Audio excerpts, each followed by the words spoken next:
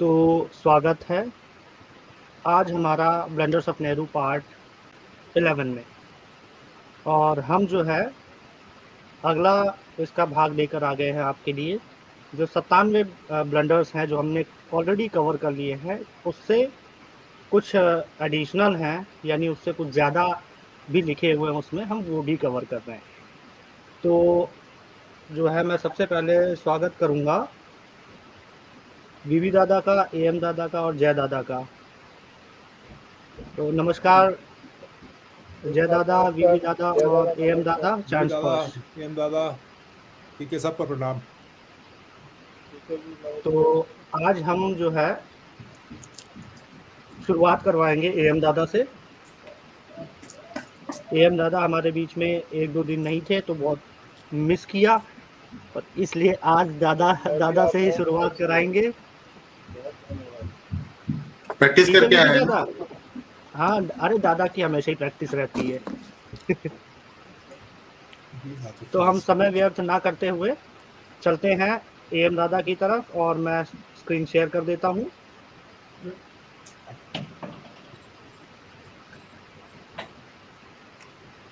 हाँ दादा, अभी विजिबिलिटी ठीक ठाक है दादा? एकदम ठीक है। ठीक है, तो मैं अब दादा को सुनूंगा, और बीबी दादा अगर एक्सप्लेन कर देंगे बीच में तो बहुत बढ़िया रहेगा, सोने पे सुहागा। तो स्टार्ट करते हैं एएम दादा, आप शुरू करिए। ठीक है, thank you. London 95, Nehru's dictatorial ways. This is a quote by historian Mathan Lal. Deep inside his heart, Nehru was always a dictator and a first-rate politician and manipulator. He feared only Gandhi and Patel. Gandhi, because of his moral authority and complete grip on the masses. And Patel. ये हो चुका है।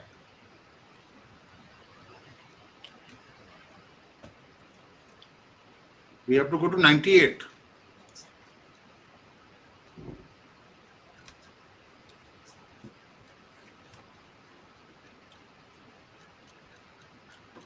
में जाना है।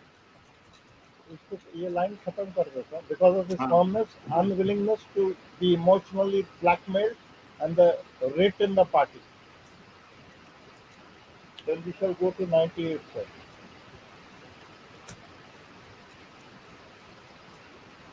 दादा आप अपनी वाले से स्क्रीन शेयर करिए फिर, ठीक है बीबी दादा? क्यों? वो मैं दवाई भी लगा लूंगा ना, फिर अगर दादा स्टार्ट कर रहे हैं तो मैं दवाई लगाता रहूंगा, सुनता रहूंगा। हाँ ठीक है, सही रहेगा ना? तो हम लोगों ने 97 तक कवर कर लिया था कल। उसमें नेहरू का ये था कि नेहरू ने फ्रीडम ऑफ एक्सप्रेशन काफ़ी कर्व किया था, और he was the first person to move constitutional amendment in India to curb the freedom of expression. जबकि अमेरिका में जो फर्स्ट अमेंडमेंट कॉन्स्टिट्यूशन का हुआ था, वहाँ पर फ्रीडम ऑफ एक्सप्रेशन को बढ़ावा दिया गया था। और जब यहाँ पर फ्रीडम ऑफ एक्सप्रेशन का अमेंडमेंट लेकर के आया था, वो 1950 में Romesh Thapar versus the state of Madras का केस था, जिसमें सुप्रीम कोर्ट ने जजमेंट दिया था कि हाँ भाई, फ्रीडम ऑफ एक्सप्रेशन पैरामाउंट। तो भाई साहब ने उसको मतलब इकट्ठे करने के लिए ये अमेंडमेंट दिया था। इसके बाद में उन्होंने मजरू सुल्तानपुरी को जेल में डाल दिया था। उन्होंने कुछ गाना लिखा था जो इनके खिलाफ था। धर्मपाल साहब जो हिस्टोरियन थे, उनको अंदर डाल दिया था, क्योंकि उन्होंने इंडिया चाइना वार में जो डिफिकल्ट हुआ था उसमें काफ़ी इनकी क्रिटिसिज्म किया था। इसके बाद में प्रदीप, जिन्होंने वो लिखा था मेरे वतन के लोगों जरा आंख में भर लो पानी, उनको 1961 में एक अमर रहे ये प्यार में जो गाना लिखा था उसको कर दिया था। खैर, तो अभी हम 98 में जाते हैं, और मतलब जितना बोलो उतना ही कम है भाई। क्या कहेंगे, मतलब ऐसे बेवकूफ़ों को हमारे नेता बना दिया गया था, और हमारी पब्लिक इतनी ज़्यादा बेवकूफ थी जो 1937 से लेकर के जो इलेक्शंस हो रहे थे उसमें कंटिन्यूसली इनको वोट कर रही थी, पता नहीं क्यों वोट कर रही थी उस दादा समय। तो ये पब्लिक को लग रहा था कि हमारे अपने लोग हैं, लेकिन इन्होंने जो है जिस टाइम रीबिल्डिंग का समय था भारत के, उसको फर्दर डिस्ट्रक्शन का समय बना दिया। नहीं, मुझे तो साइकोलॉजिकल प्रॉब्लम लगती है उसमें। Psychological problem in the sense कि हम लोग शुरू से राजा महाराजाओं के चक्कर में थे और ब्रिटिश लोगों ने हमारी 200 साल की जो कल्चर है ना उसको इतना बर्बाद कर दिया था कि हमें ये लगता था कि जो भी अंग्रेजी बोलता है या जो भी हमारे ऊपर राज करता है वो सही बोलता है। मतलब तो किसी के आज भी कॉलोनाइज तो वही हो ही चीज गए है। थे, सर, कॉलोनाइज तो आज हो ही भी गए वही थे ना, चीज है। मेंटली हो गए थे। हाँ, तो किसी की हिम्मत नहीं होती थी कि अरे राजा महाराजा है, ये गलत बोल ही नहीं सकते, ये गलत कर ही नहीं सकते, ये एक दिमाग में घुस गया था। और दूसरा ये था कि उस समय ज्यादा कम्युनिकेशन के साधन तो थे नहीं, लोग बाग अपने जिंदगी को जीने के चक्कर में सुबह से शाम तक बिजी रहते थे। जो बेचारे उधर से पाकिस्तान बनने की वजह से जो चले आए थे वो लोग भी अपना सेटल करने की कोशिश कर रहे थे। तो जो सोसाइटी में जो टर्मोइल था उसका इसने पूरा फायदा उठाया और कभी भी पब्लिक को ये जो मतलब सांस लेने नहीं दी, सोचने नहीं दिया कि हाँ भाई क्या हो रहा है क्या नहीं हो रहा। और जो इनके चमचे लोग थे जिनको इसके बारे में बोलना चाहिए था उन लोगों ने कभी आवाज उठाई नहीं। अब जैसे अभी जो चैप्टर पढ़ रहे थे उसमें यह था कि he was afraid of only 2 people. One was Mahatma Gandhi जो 1948 के जनवरी में मारे गए, 1950 में सरदार पटेल जिनसे डरता था वो चले गए। तो ही वॉज अ क्या बोलते हैं अनब्रिडल्ड एलिफेंट, कहीं पर भी कुछ भी जाकर ट्रम्पल कर देगा, कोई भी इसको कुछ करेगा नहीं। लेकिन इस हाथी ने ये नहीं सोचा था कि अगर एक चींटी भी सूंड में कहीं घुस जाती है तो बाजा बजा देती है। बट ठीक है, हमारी जो यही क्या बोलते हैं यही हमारी किस्मत थी, हमारे पूर्वजों ने जो अपने ऊपर थोपा था उसको भुगत रहे हैं। दादा पढ़ो। Thank you, sir. Further blunders beyond 97. Blunder 98. Democracy, thanks to Nehru. Not true. Not seldom are those who tend to be critical of Nehru reminded it is thanks to Nehru India is a democracy whose fruits all Indians are enjoying, including criticizing him. Does the contention hold? Elections were conducted in India during the British times too. Congress had not only won the 1937 elections and formed ministries in many states, post-elections, with power in their hands, they had already become so corrupt that Gandhi had desired disbanding of Congress after independence. The last pre-independence elections were held in 1946. Independent India inherited many democratic institutions, including election machinery, only it needed a boost to handle universal suffrage. It was in fact the Constitution of India framed under Dr. Ambedkar and passed by the Constituent Assembly, comprising scores of worthies and headed by Dr. Rajendra Prasad, who had provided for universal adult franchise and democratic setup. So how can the credit be given to Nehru? Nehru's own election as the president of Congress in 1946 that led to his becoming India's first prime minister upon independence was undemocratic. In the long-term interests of the nation, a responsible Democrat would have assiduously worked to establish a multi-party or at least a two-party democratic system. However, too keen for himself and his dynasty to forever remain in power, Nehru saw to it that India's nascent democracy was not nurtured for a robust opposition. He tried all the tricks to defame, belittle, and weaken the opposition. How can a person like Nehru, who introduced dynastic politics into India, be called a democrat? The biggest menace threatening India is not corruption or lack of governance or reforms or babudom, but dynasty, because that is the root of all others. Nehru never worked to make India a really mature democracy. His exertions were to actually turn it into a hereditary, narrow, dynastic democracy. In doing so, as a collateral to dynastic democracy. In doing so, as a collateral to democracy, that is dynastic democracy, India also turned into a nepotocracy, feudocracy, and chamchacracy. चक्रवर्ती नया का word coin किया. London 99. Nehru promoted democracy, not democracy. Motilal promoted Jawaharlal. Jawaharlal Nehru was unfairly promoted by his father Motilal Nehru, and in the true dynastic tradition, Nehru promoted Indira, who in turn even more shamelessly promoted her progeny.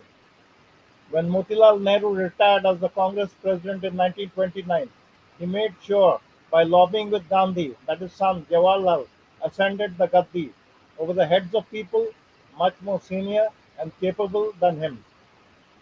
Nehru promotes his sister, Vijayalakshmi Pandit. On how Nehru favored his sister, wrote S. Nijlingappa in My Life and Politics. Another such instance I remember was when Dr. S. Radhakrishnan was President of India. I used to call on him whenever I was in Delhi. In his talks with me, as I believe with others too, he was very frank and open. One day, when I went to him, he said, Nijlingappa, today I put my foot down. Do you know why? He then continued, Pandit Nehru comes to me and wants me to make his sister, Vijayalakshmi Pandit, Vice President of India. I had to tell him, you're the Prime Minister of India, your daughter is the President of the Indian National Congress, and you want your sister to be the Vice President? What would people say? I cannot have it. I put my foot down and sent him away. I think Nehru was very angry with the. I think Nehru had promised his promised his sister the post, and when she could not get it, she was very angry with her brother. She complained to me about it when she came to my house for breakfast and said that her brother did not keep his promise. I did not tell her what Dr. S. Radhakrishnan had told me. Nehru promotes Indira Gandhi. Although Indira Gandhi had done little work for the Congress, she was made a member of the Congress Working Committee in 1955, entry directly from the top rather than rising from the bottom.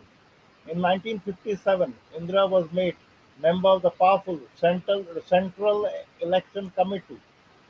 Durgadas writes in his book that in 1957, in his weekly column in the Hindustan Times, he wrote, Nehru was building up his daughter for succession. He says that he had checked with Maulana Azad before writing the column, and Azad had said he too had independently reached the same conclusion.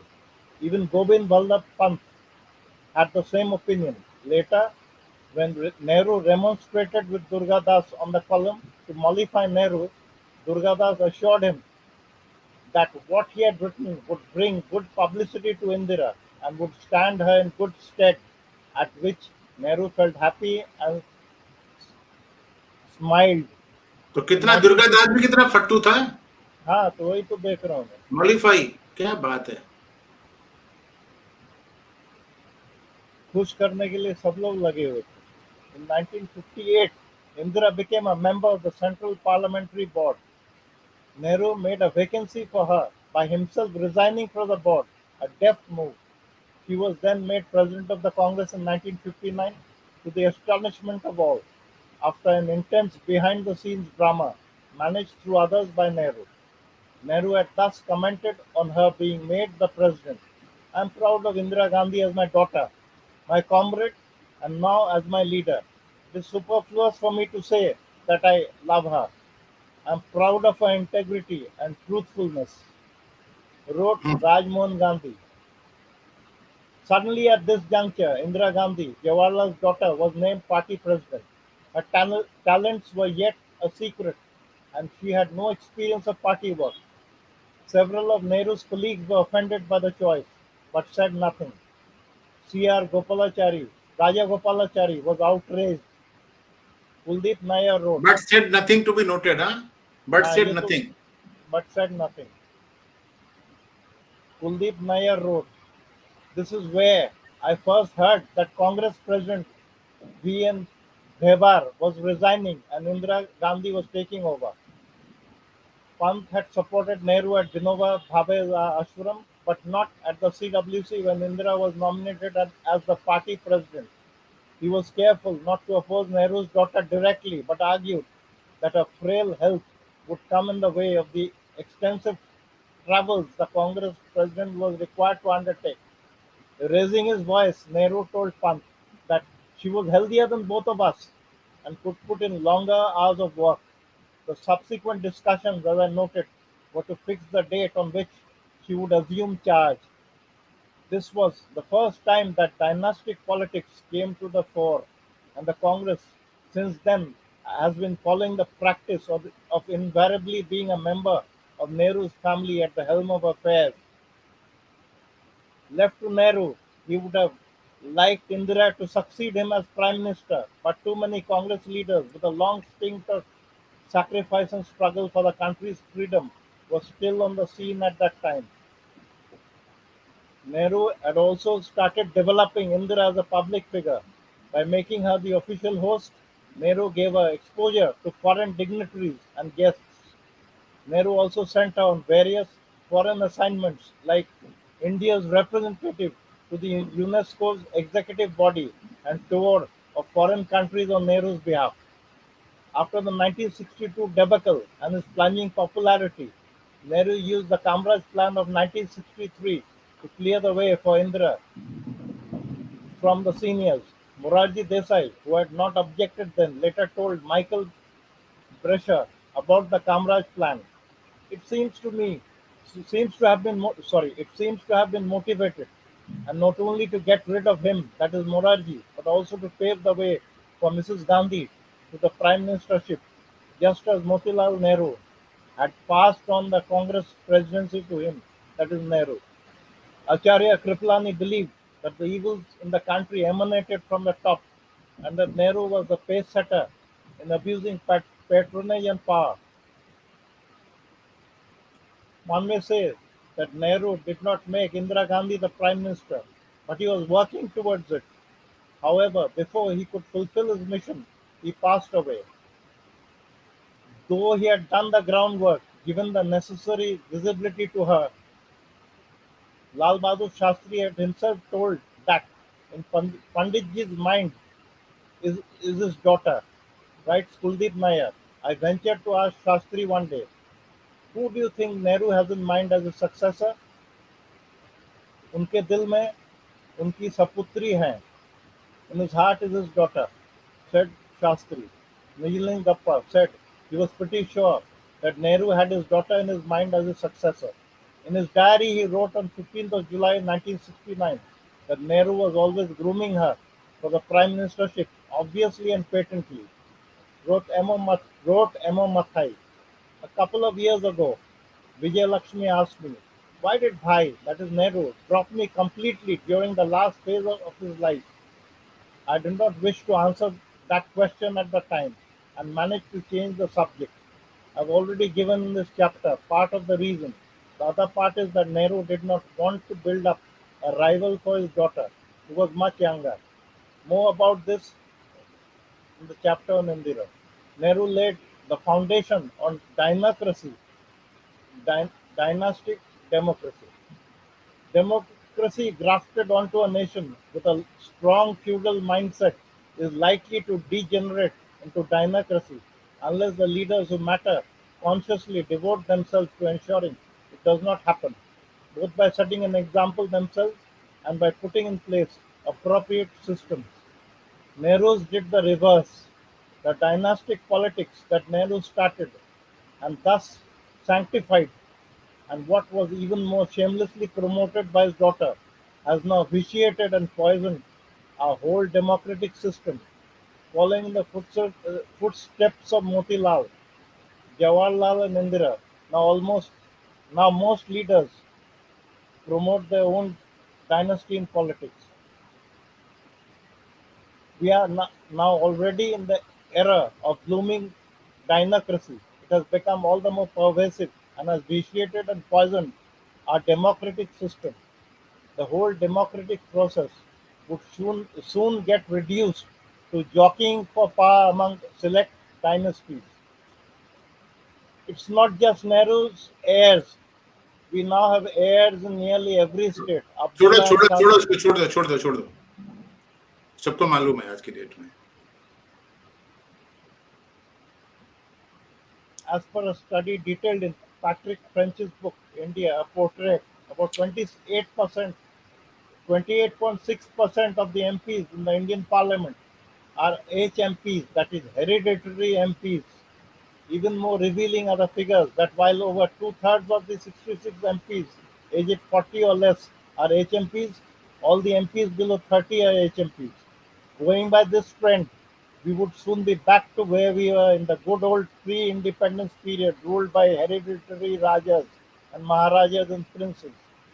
Strangely, this trend was started by the one who waxed most eloquent against Rajas, Maharajas, and the feudal setup in the pre-independence days, that is Jawaharlal Nehru, defending the indefensible, that is democracy.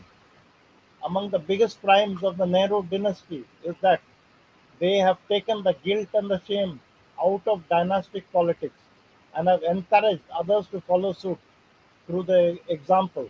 However, India is a country whose culture and thinking has been so vitiated by dynasts and the hangers on and direct and indirect beneficiaries that even the indefensible dynastic democracy is defended. Dynasty tolerant intellectuals often question, are the dynasts trying to get in undemocratically? No. Then what is the problem? If one fights an election, gets elected, and becomes a political leader, what illegality or wrong is committed? Everything is democratic and above board. Although obviously absurd, one is not surprised to hear such pleas. What is happening dynasty-wise, be it Nehru, Gandhi, or DMK, or Lalu, or any of the scores of other dynasties, is so obviously wrong that it should neither attract any defense nor any arguments to demolish that defense. However, the original dynasty has been able to do such publicity over the decades through the compliant MSN, intellectuals and netas, that the reverse has happened. Questioning the dynastic succession has become questionable. A prominent argument advanced goes like this: Dhirubhai Ambani's sons are also businessmen. That is, छोड़ दो छोड़ they दो need छोड़ दो to छोड़ make दो, नहीं पढ़ना इसको. In politics too. in politics too. You once had hereditary Rajas and Maharajas and kings and queens, but the days of those retrograde systems are gone, now replaced by a democratic system. In a way, therefore, hereditary or dynastic succession is unconstitutional. Then why bring it in from the back door? It is against the spirit of the Constitution. Dynastic succession is feudal, inappropriate, unjust, and harmful for the nation, whether it happens in the communist North Korea or the Islamic Saudi Arabia or in the democratic or democratic India. In the pro dynasty, don't they fight elections and win? Argument. The question is, how do they win? A far more competent competitor would not even get the party ticket. But for the dynastic scion, it is for the asking. They get it on a platter. The constituency nursed for years by their parents, and they have money to splurge to get elected. And after getting elected, a high position within the party organization or the government is assured to them, something denied to many much more competent but less connected contenders. The whole thing is unjust, unfair, and undemocratic. The sophist question: are you saying that children of a politician should be denied a political career? Would that be democratic? It is not that the progeny or relatives of a politician should be denied a political career. The only thing is that they should not be allowed to derive an unfair advantage. That is possible when things are enforced to be genuinely democratic, nepotism is rooted out, and talent and ability take the front seat. Is there any inner party democracy in the political parties? What if the person from the so called dynasty also has merit? What if the person from the so-called dynasty also has merit? Well, does he or she have more merit compared to the many with merit? If yes, fine. But let there be fair comparison, competition, and debates. Why is dynacracy disastrous? Dynacracy, that is dynastic democracy, is bad, not, not because we resent some having unfair advantage. It is bad because it results in mediocrity. It is bad because it results in mediocrity and it discounts merit. The quality of leadership emerging out of a dynastic process can never be really good. For proof, check for yourself the unutterable underachievements of the underwhelming leadership of the dynasts at the state or at the center, and how it has become worse and worse down the generation. For example, the reverse geometric progression of woefully falling standards from Nehru down to Rahul Gandhi. बोल ही दिया, Don't उसने those, काफी देर तक कोशिश कर रहा था। जी sir, मैंने कहा बोल ही don't, दिया, काफी देर से कोशिश कर रहा था कि हाँ, वहां पर आऊं आऊं, और नाम ले ही लिया उसने। don't those who defend dynasties on the specious plea that after all they get elected realize it is thanks to their running, or rather running down the country for decades, that in India could do no better than rank among the poorest and the most corrupt countries in the world and remain in dark ages as a third world country? The principal hazards of dynasty politics are the following: A. It discounts merit and prevents competent from rising. B. It thwarts internal democracy in political parties. C. Dynastic politics, nepotism, institutionalized corruption, and non-accountability go together. D. Dynastic politics is always at the expense of the nation. E. It is the biggest menace. It is the foundation of India's misery. Blunder 100. Not limiting the term of the Prime Minister. If Nehru was a true Democrat, he should have taken a page out of the US Constitution not and the limiting the limited. Term of the PM, कितने कितने बार भी PM बन सकते हो, क्या बात है। जैसे कि यूएसए में not है ना कि not 2 बार के limiting अलावा the नहीं बन term of the सकते। Prime Minister. Yes, sir. Not limiting the term. If Nehru was a true Democrat, he should have taken a page out of the US Constitution and limited the term of a Prime Minister to just 2 terms, like the President of the United States. Not only that, on completion of 2 terms, passing on the baton to one's kin should also have been prohibited to ensure dynasties did not take over politics. Dynasties have a vested interest in continuance at the expense of the nation. They also have a vested interest in covering up all the wrongdoings of the dynasty.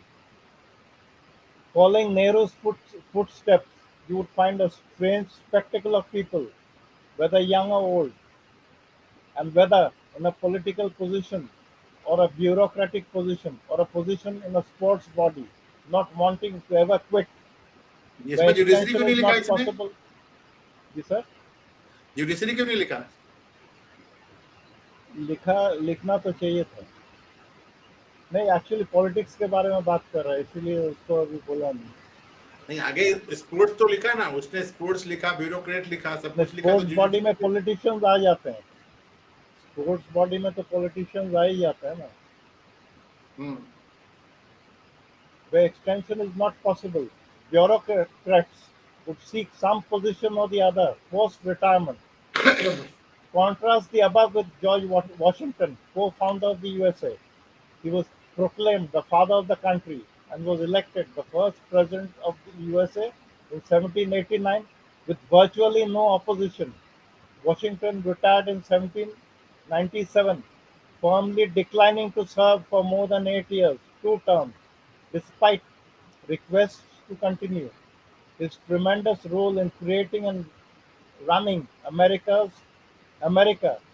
notwithstanding, he didn't harbor or propagate self-serving notions of indispensability. The 22nd Amendment to the US Constitution, setting a maximum of 2 terms for the president, came only in 1947. Prior to that, it was only an observed good practice for over a century. Thomas Jefferson, the third president and one of the founding fathers of the US, famous for his many achievements and for having originally drafted the Declaration of Independence of the US in 1776, was also requested, pressurized, and persuaded to consider continuing as president after completion of two terms in 1808 on account of his excellent performance on multiple counts. During his tenure, the geographical area of the USA almost doubled upon purchase of Louisiana from the French, which in turn ended the dispute about the navigation of the Mississippi.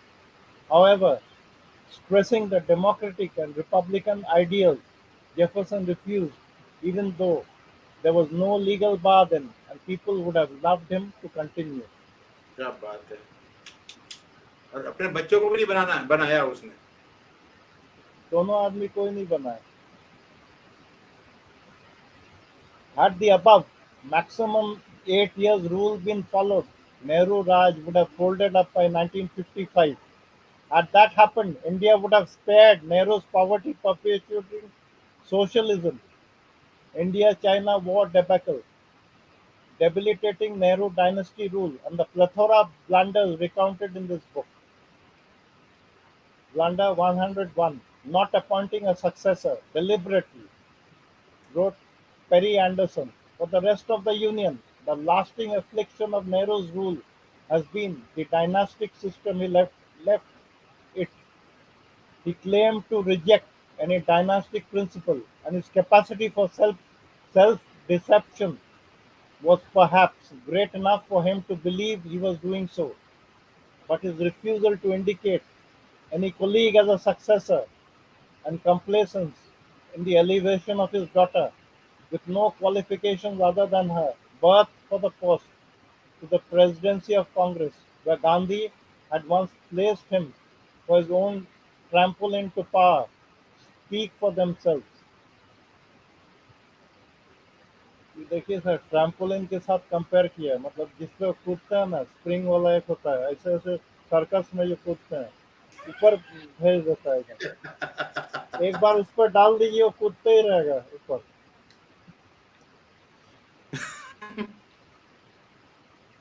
कोई बच्चे को अपना डाल दीजिए, एक बार जैसे छलांग मारता है ना, तो इलास्टिक नीचे इलास्टिक रहता है, ऊपर अपने आप भेज देता है automatically. Nehru did not appoint a senior cabinet minister or a deputy prime minister after the death of Sardar Patel to function in his absence when he went abroad. A responsible prime minister would have done so and would have scotched all speculation on after Nehru who, in fact, as stressed in the previous blunder, a responsible patriotic leader would have refused to remain the prime minister after a period of 8 years. 1947 to 55, and would have handed that position to another capable leader, and there were many who would have handled the portfolio in a far better manner. But Nehru deliberately did not do so, both to show to the world how indispensable and irreplaceable he was, and to make way for his daughter Nehru, thus sacrificed national interests for personal dynastic interests. Wrote Walter Crocker, it is no less strange that Nehru clung to office for so long. It would have been of help to the cause of parliamentary democracy in India if he had stood down. This is what Kamal Ataturk did. For one thing, his long domination sapped the opposition. The opposition is an essential part of parliamentary democracy. Nehru, despite having ruled too long, did not think it fit to pass the baton to anyone, even though it was not as if the country was doing great during his time, and his not being there would have adversely affected the nation.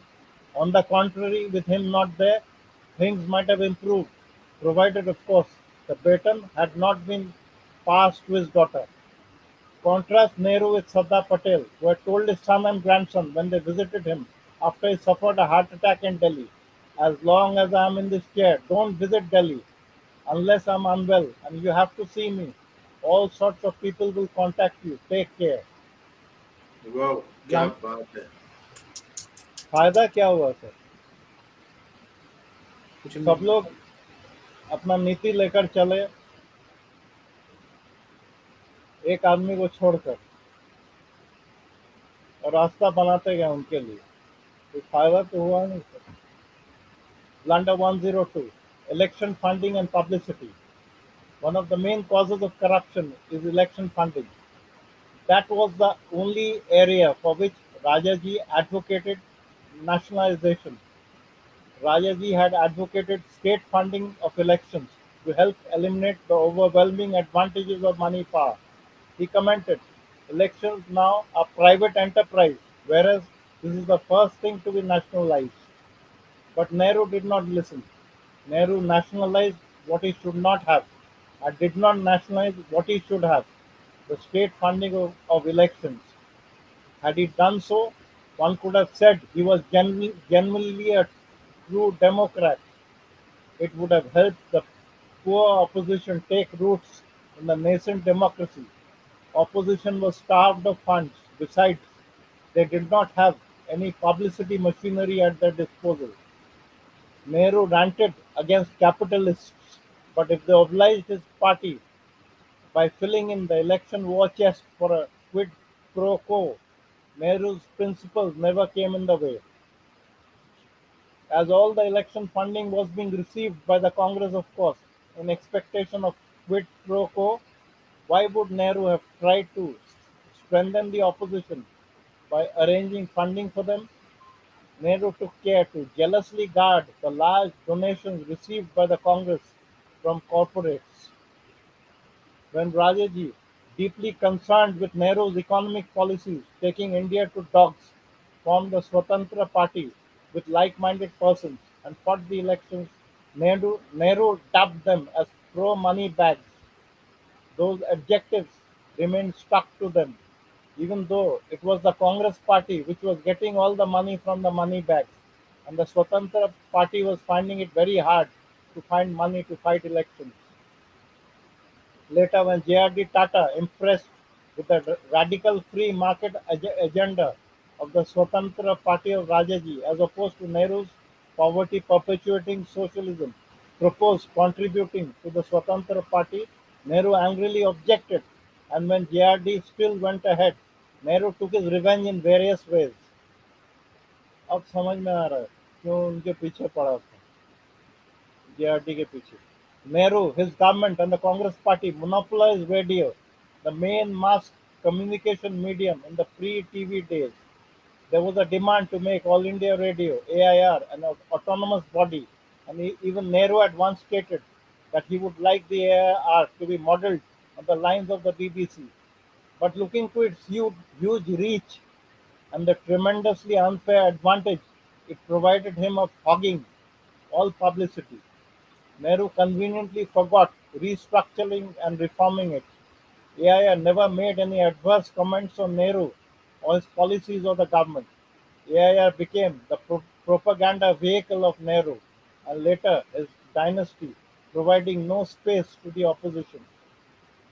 Nehru and the Congress used the carrot and the stick to ensure the print media was compliant. Nehru's pictures, statements, and speeches used to crowd out the views and comments of the opposition.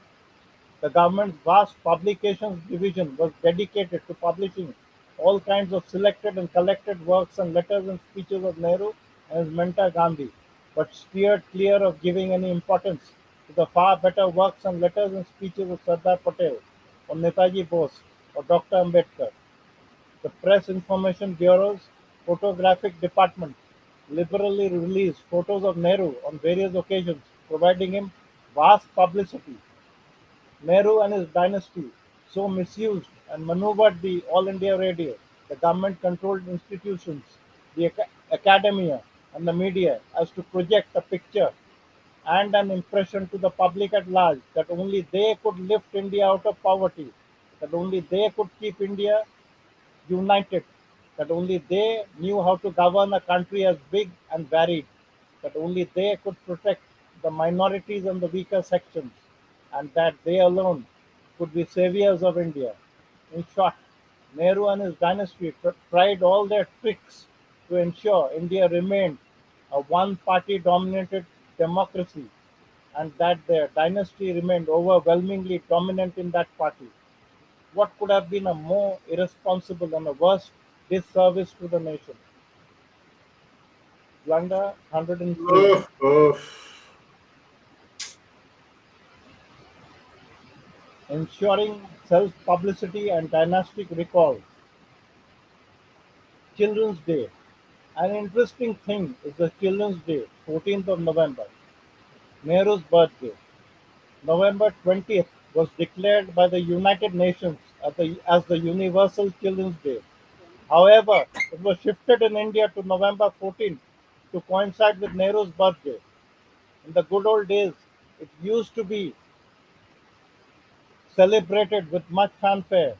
It used to be said, and it is propagated so even now, that Nehru loved children and hence his birthday was celebrated as a Children's Day. However, you realize that all love children. There could be a negligible psychic minority who hate children or do not like or love them. Then what is so special about Nehru? Upon analysis, you conclude that this was yet another way of obtaining free publicity and acceptability for the dynasty. Influence people from the childhood itself to the pro dynasty. Popularize yourself a wide audience very conveniently. Make them all, both children and parents, feel positively and lovingly about you. The fact is, if Nehru ever indeed loved children, they were his own children, rather only child Indira and his grandchildren. Otherwise, Nehru was distinctly uncomfortable with children, wrote Rustamji. Few would know that Nehru's attitude towards children was not what people believe, a desire to play with the tiny tots. In fact, the really small ones he never tackled. In my 6 years with him, I have never seen him taking a baby in his arms, nor were they the receivers of his attention. Jain, that is Jawaharlal Nehru, built up his image in very clever ways. Even after knowing him for nearly 6 years, I was not in a position to say what was the real Nehru and what was the sham. When he bent down to lift up a child or throw a garland at a woman, I wondered whether it was for the camera or for his popularity that he did it. He was putting on an act all the time, acting well, undoubtedly, but acting all the same, and for what? Namkarans Unlimited. You have Namkarans Unlimited. Throw a pebble in any direction, anywhere in India. The statistical chance of it hitting something named after Motilal or Jawahar or Kamla or Indira or Rajiv are frighteningly high. Sharp dynastic practices indeed, artfully ensuring massive free publicity at government's cost. A la Kim Second Jong of North Korea. An article by Professor Vaidyanathan on the web provides a detailed list of items named after the Nehru Gandhi family. As per the same, 12 central government schemes, 52 state government schemes, 28 sports tournaments and trophies, 19 stadiums, 5 airports and ports, 98 universities and educational institutes, 52 awards, 15 scholarships and fellowships, 15 national parks, sanctuaries and museums, 39 hospitals and institutions, 39 hospitals and medical institutions, 21 institutions, chairs and festivals have been named after the Nehru Gandhis, aggregating to a massive grand total of 356. And this excludes bridges, roads, traffic squares, markets, and many other items. Why JNNURM, Jawaharlal Nehru National Urban Renewal Mission, after Jawaharlal, under whose regime India was condemned to make do with rickety infrastructure and side lane like highways. Why not name it on someone like Vishweshwara, the distinguished engineer who was the architect of Krishna Raja Sagara Dam and Vrindavan Gardens and had many engineering achievements to his credit? Why JNU, Jawaharlal Nehru University? Nehru's academic achievements were rather modest, wrote MJ Akbar. Eventually, when Jawaharlal, passed in the second half of the second class, Motilal was relieved enough to celebrate lavishly. Motilal was acutely terrified that his son might fail, or even such moderate results were cause for celebration. Why IGNOU, Indira Gandhi National Open University? She was not even a graduate.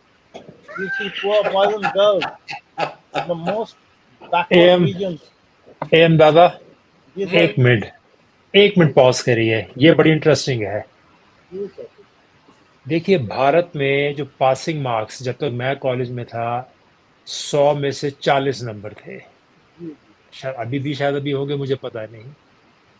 जब मैं US में UP आया में यहाँ, 33 थे sir, अच्छा 33 थे, ठीक है। 33। ये 33, ये अंग्रेजों ने हमारा स्टैंडर्ड सेट किया 47 से पहले, और वही हम फॉलो करते रहे। जब मैं यूएस में आया, जब ग्रेडिंग सिस्टम हुई, इनका जो सी ग्रेड है ना, वो शुरू होता है आपका शायद 72 नंबर से। Anything below that is D. D अच्छा। ग्रेड तो मतलब आपको यू पास तो हो, लेकिन फिर को लिखते आ रहे तुम फेल हो, यानी कि अगर आपके 71 या 70 नंबर आए हैं, you have a D grade. नहीं, स्टैंडर्ड देखो कितने हाई है। ए ग्रेड आप शुरू होता है 92 से लेके 100 तक। बी ग्रेड 93 से लेके 91, 83 से लेके 91 तक। दादा ये है स्टैंडर्ड, ताकि बच्चों को पुश करते हैं पढ़े। अब अगर यूपी में कोई मैं हूं यार, 33 नंबर तो लेने हैं, 33 नंबर लेके मैं अपना एग्जाम पास कर लूं, तो स्टैंडर्ड क्या होगा फिर?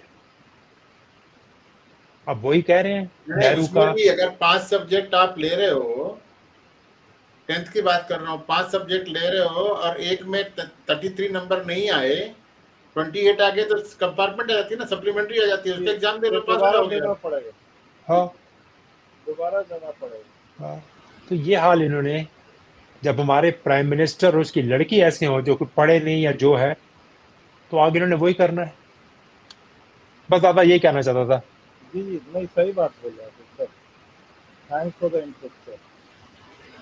अच्छा, वैसे भी इंडिया में अभी जिन लोग सीरियस है पढ़ाई में, तो anything above 80 to 90 is something okay.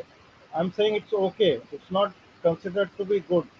Above 90 is good. Excellent भी नहीं बोलूँगा, because competition is so tough. Even after that, people have to appear in examination. मैं बता रहा हूँ, मतलब about serious students. क्यों सर, ठीक सिंह साहब गलत बोल रहा हूँ मैं? ठीक कह रहे दादा। अभी का जो ट्रेंड जो है, मतलब एवरेज स्टूडेंट मतलब 80 to 90 उसको मिलना ही है। मैं एवरेज ही बोलूँगा ना उनको। अबव 90 ठीक है, उसके बाद फिर एग्जाम में भी बैठना है, तो just getting above 90 is not enough everywhere. अरे जब तुम्हारे बाप के पास पे सब कुछ है, तुम्हारे को मोटिवेशन कहाँ से आएगा कुछ करने के लिए? जी जी, क्यों पढ़ोगे तुम? What for? ठीक है, बाप ने सब बना के दे के रखा है, जब वो चाहेगा तो मैं प्रेसिडेंट बन जाऊंगी, जब चाहेगा तो प्राइम मिनिस्टर बन जाऊंगी, ये वाला चक्कर है ना। उसके लड़के ने क्या किया? वो ये जो इसका जो वो है क्या नाती, राहुल गांधी ने क्या किया हुआ? उसके कुछ नहीं, 10वीं तक के पेपर तो वहां से जो देहरादून के जो सिलेक्टेड कॉलेज है वहां के बच्चे जाके लिखते थे, जो ब्राइट स्टूडेंट होते थे। पता नहीं उसने सेंट स्टीफन में कैसे पास किया होगा। वो हिमानी शिवपुरी आती है ना, हिमानी शिवपुरी का बाप हिमानी, वो भट्ट था, हिंदी का टीचर था, वो बुलाता था डीएवी कॉलेज से हर एक फिजिक्स के लिए, जो फिजिक्स का सबसे अच्छा स्टूडेंट होता था उसको, केमिस्ट्री के लिए केमिस्ट्री का सबसे अच्छा स्टूडेंट उसको, बायोलॉजी के लिए जूलॉजी, बायोलॉजी बॉटनी में जो सबसे अच्छा स्टूडेंट होता उसको बुलाता था वो, इंग्लिश के लिए इंग्लिश वाले को इस तरह से बुलाते थे। और हेडमास्टर के, वहां पे हेडमास्टर बोलते थे स्कूल में, हेडमास्टर के ऑफिस में बैठ करके पेपर लिखा जाता था इसका, राहुल गांधी का। तो मैं एक बात बोलूं सर, इसका जरूरत ही क्या था? सिर्फ अंग्रेजी पढ़ लेता, हिंदी पढ़ लेता, बस काफी था उसके लिए, कोई जरूरत ही नहीं था। पब्लिक को दिखाना है ना कि हम तो दून स्कूल में पढ़े हैं, दुनिया के सारे बच्चे हैं। संडे के दिन दून स्कूल के हर बच्चों को घंटा घर से लेकर कोतवाली तक मार्च करना पड़ता था, सो दैट पब्लिक सी कि हाँ दून स्कूल के बच्चे हैं, ब्लेजर पहन करके आराम से आते थे। एक्सेप्ट दीज टू, ना प्रियंका आती थी ना ये आते थे, बोलते थे सिक्योरिटी रीजन, इनको नहीं आना, क्योंकि ये लोग फ्राइडे दिन शाम को, सैटरडे दिन शाम को हेलीकॉप्टर से देहरादून से उड़ करके सहारनपुर जाते थे और वहां से फिर एयरफोर्स के प्लेन से दिल्ली चले जाते थे, वापस आते थे सर। ये है। तो अभी भी सर मिडिल क्लास के लोग ही जो है पढ़ते हैं ना, उन लोग की तकलीफ करके जो है पढ़ते हैं। इसीलिए आई डोंट एग्री। अगर आप ब्यूरोक्रेटिक बात कर रहे हैं ना, ये ब्यूरोक्रेसी में अगर किसी बंदे को आईएएस के बंदे को आईएएस बनना है तो उस बच्चे को पढ़ना पड़ेगा। इंटरव्यू में भले उसको आप लगा दे, लेकिन मेन तो क्वालिफाई करना ही पड़ेगा ना। बिल्कुल बिल्कुल। आर्मी में कोई लड़का जाता है, उसको एनडीए सीडीएस क्वालिफाई करना पड़ेगा, उसके बाद ही वो जाके एसएसबी में वहां पर जाके पुश लगाएगा, उसको मेडिकली फिट होगा तभी तो लेंगे वो।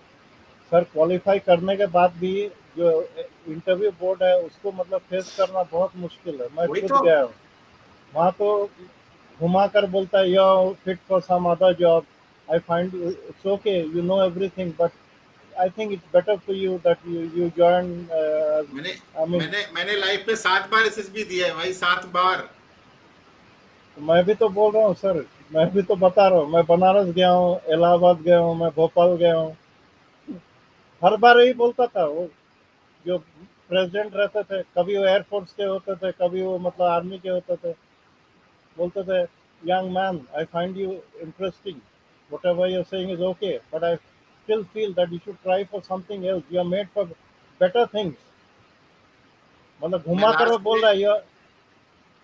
लास्ट में मैं देहरादून गया था, एयरफोर्स का जो एडमिनिस्ट्रेटिव ब्रांच होता है ना उसके लिए। जी हाँ हाँ, उसमें तो मतलब डायरेक्ट ले लेता है ना, ऑनर्स या मास्टर्स होने से तो डायरेक्ट बुला लेता है। तो वहां पर जो इंटरव्यू ले रहा था वो विंग कमांडर गंभीर था। हाँ हाँ, विंग कमांडर ही होते थे, करेक्ट।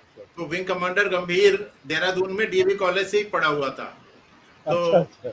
और उसको ये मालूम था कि ये इसका लास्ट अटेम्प्ट है, अब तो ये देगा नहीं एसएसबी कहीं पर भी, बिकॉज मेरी एज पूरी हो रही थी। तो उसने मेरे को बोला since your last attempt I am telling you the truth, you are not fit for army or navy or air force at all, you should try for civil services, this job is not cut for you।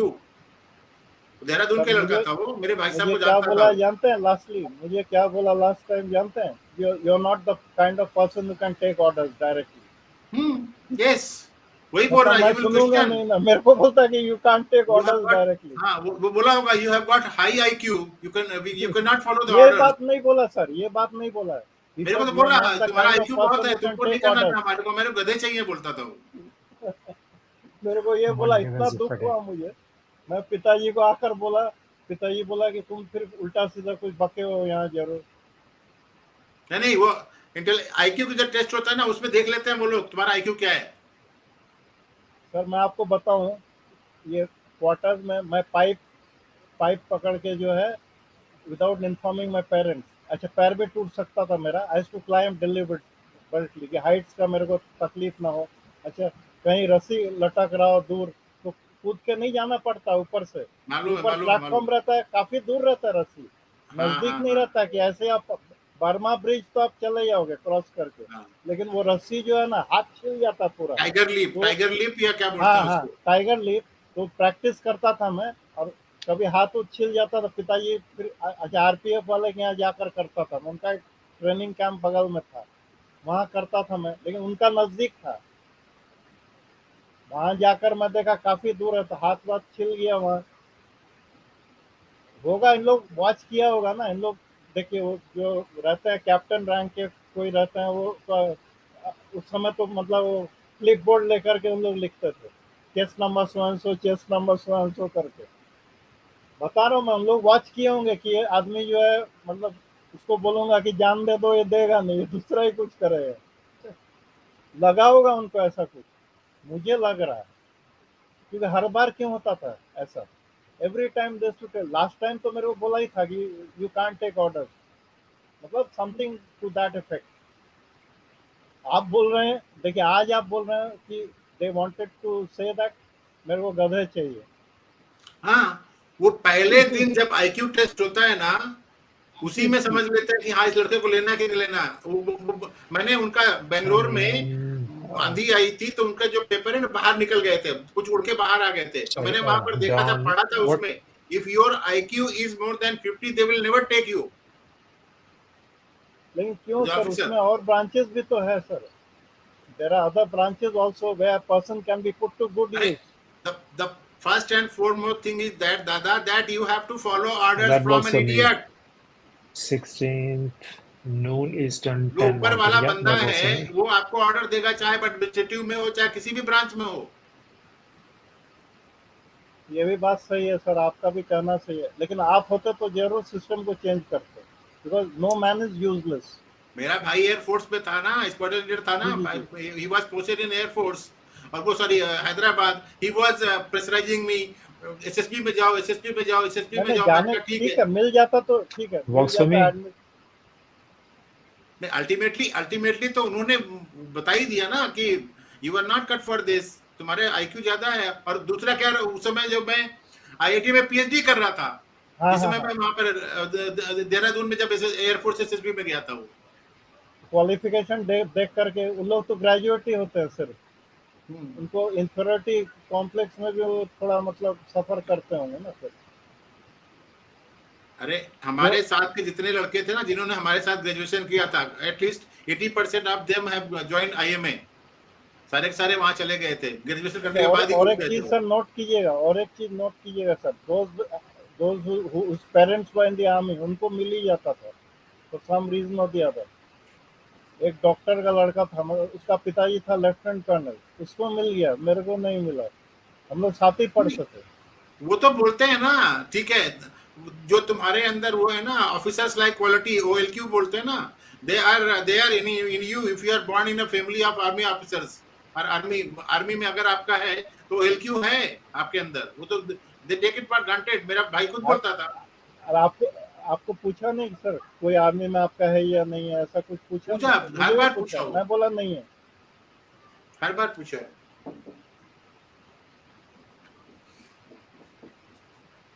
पढ़ता हूँ sir फिर आगे। YIGNOU, Indira Gandhi National Open University. She was not even a graduate. You see poor boys and girls in the most backward regions of India doing graduation and post-graduation under trying circumstances. And here you have a person with all the financial and family support and even expenses for education abroad, not doing even graduation.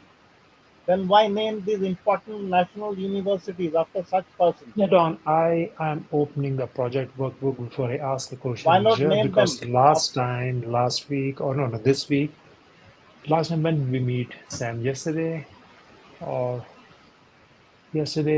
and we talked about provider coding. I just want to make sure if those requirements have been discovered, or I'm just looking at the project workbook. जय Bharti sir थोड़ा mute कर लीजिए। Okay, I see billing metrics.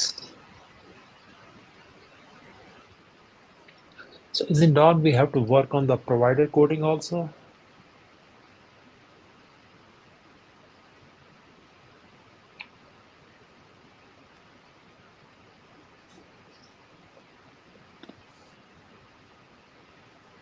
Then why name these important national universities after such persons? Why not name them after Ambedkar, who earned a double doctorate from abroad despite heavy odds and extreme meager resources? Or other great academics or scientists like say C.V. Raman, the Nobel laureate, or S.N. Bose, or J.C. Bose, or Panini, or after other national leaders like Dr. Rajendra Prasad. Don, let me ask you this. So what would be your preference for the next section? When I say we are calling in agile discovery phase of the requirements, account management, or we jump on provider coding? That is the first question.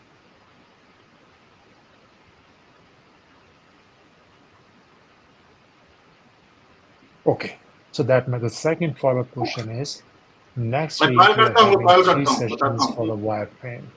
So that is a week of 15. Shall I schedule something for next week or the week of 22nd?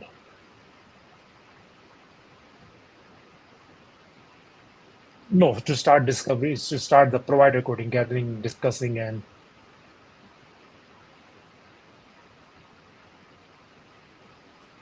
okay. Okay.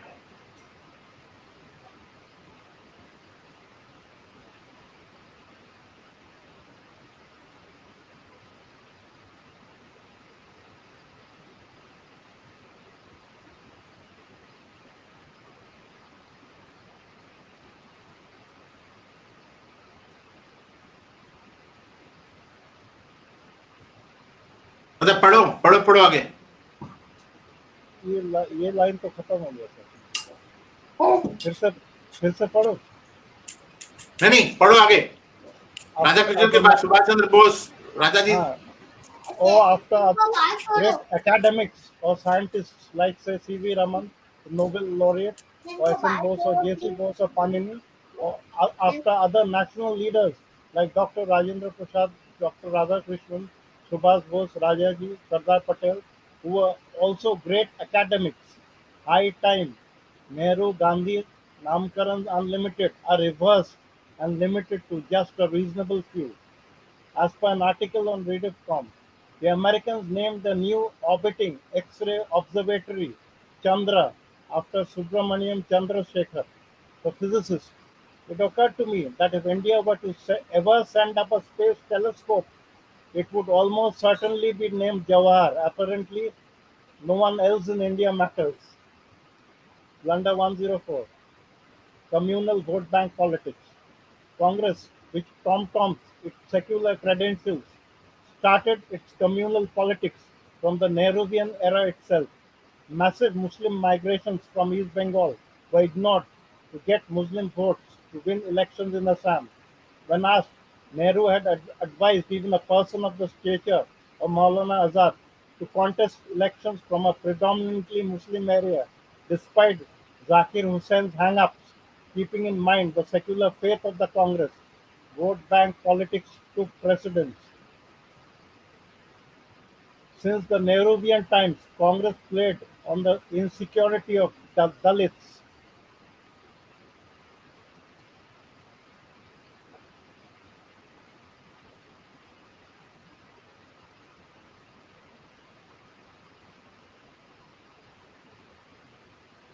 ये नीचे आ गए ना, इसलिए थोड़ा सा मेरे को गड़बड़ हो रहा है। कोई बात नहीं।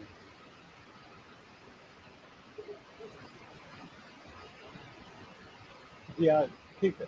And Muslims to get the since the Nehruvian times, Congress played on the insecurity of Dalits and Muslims to get their votes, without really doing anything concrete to make them feel secure and equal citizens of independent India. Neither the exploitation and ill treatment of Dalits was stopped, nor the communal riots halted, nor were they offered better economic opportunities. In short, the Nehru-Gandhi dynasty perpetuation formula is this: talk secular always, but play communal politics to get votes. Project Congress as pro-poor, pro-minority, pro-Dalit, and pro-disadvantaged. However, let the poor remain poor forever, and let the minorities and Dalits feel insecure forever.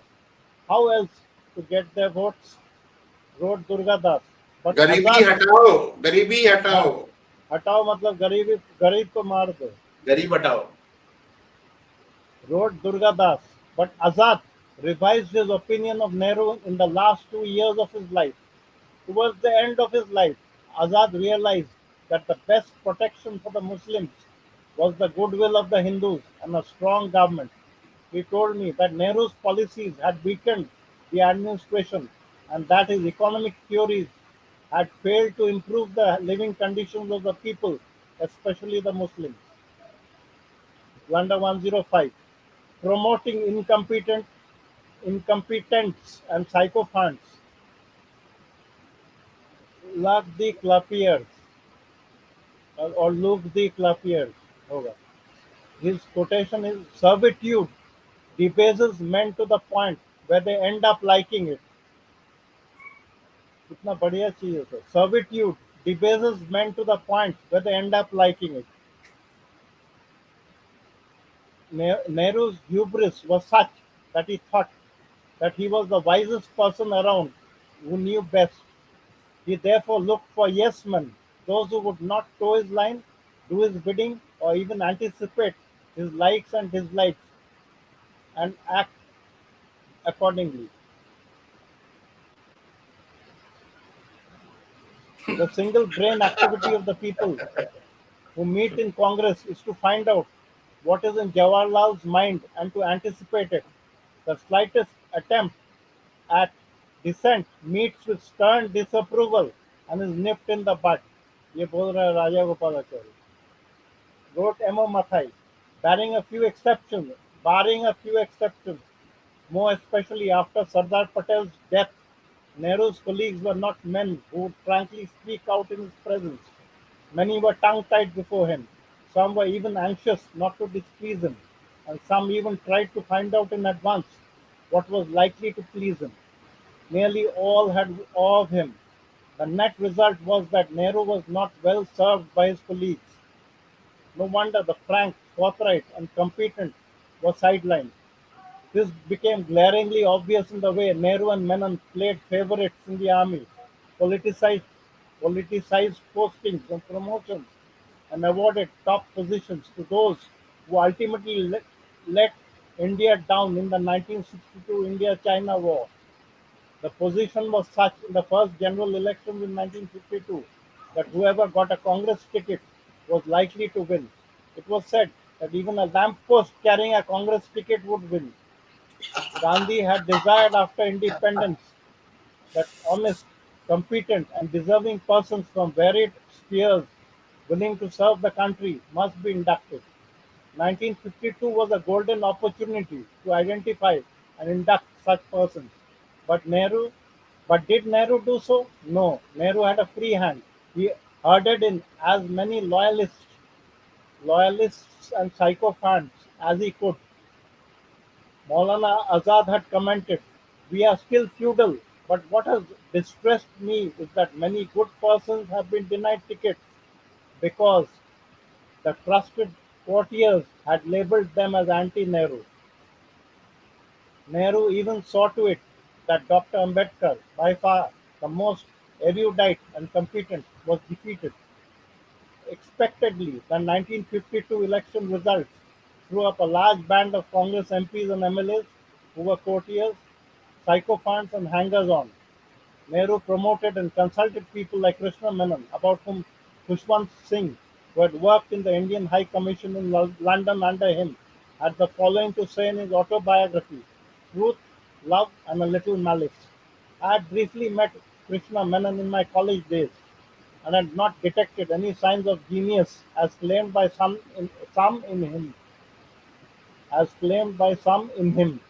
He was a sour-tempered barrister without briefs and spent his energies building up his India League and paving court to Pandit Nehru whenever he was in England. His appointment as High Commissioner was badly received in India, and the Indian community in England as gross favoritism.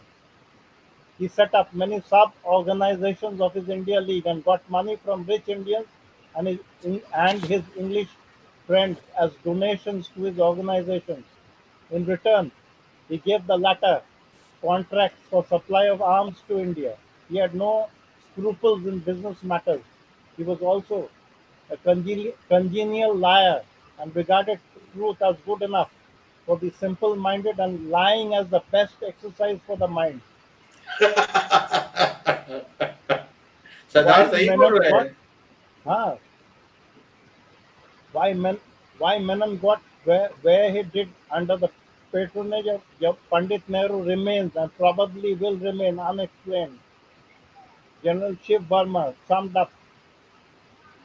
him up aptly when he said, "Menon was a bachelor, the same as his father." ये चीज समझ में नहीं आया. ये line समझ में नहीं आया. Menon was a bachelor, the same as his father. किसी को समझ में आया तो बता दो भाई. बस Pradeep. Yeah, but it's a very tight slap. नहीं, Very फादर बैचलर होगा तो उसको बेटा नहीं होगा ना. हरामी है ना फिर हरामी है फिर. कौन है भाई? Wrote दादा लगता है आपका वो कोई वॉइस वो एक्टिवेट हो गया है या फिर जो है आपका नेट डाउन हो गया है. wrote Louis Fisher, without free criticism and potent opposition, democracy dies. Without political criticism and opposition, a nation's intellect, culture, and public morality stagnate. Big men are purged, and small men become kowtowing pygmies. The leaders surround themselves with cowards, sycophants, and groveling yes-men whose automatic approval is misread as a tribute to greatness.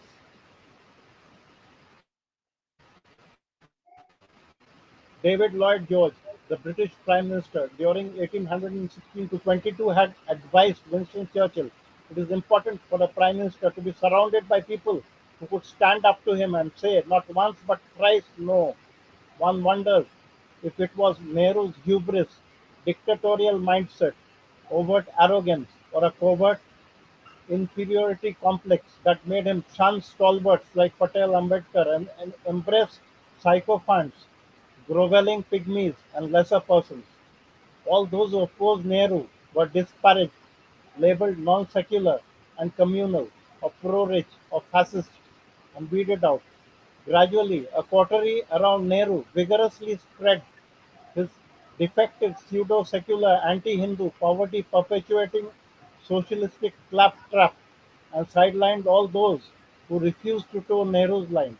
Leaders who differed exited, and leaders who remained became parrots, bereft of individuality and fresh ideas. Commented D.P. Mishra. Gandhiji made heroes out of clay, but under Pandit Nehru's leadership, they have been turned into corpses.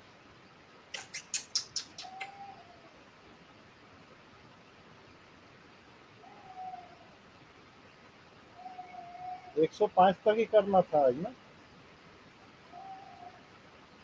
Pradeep भाई.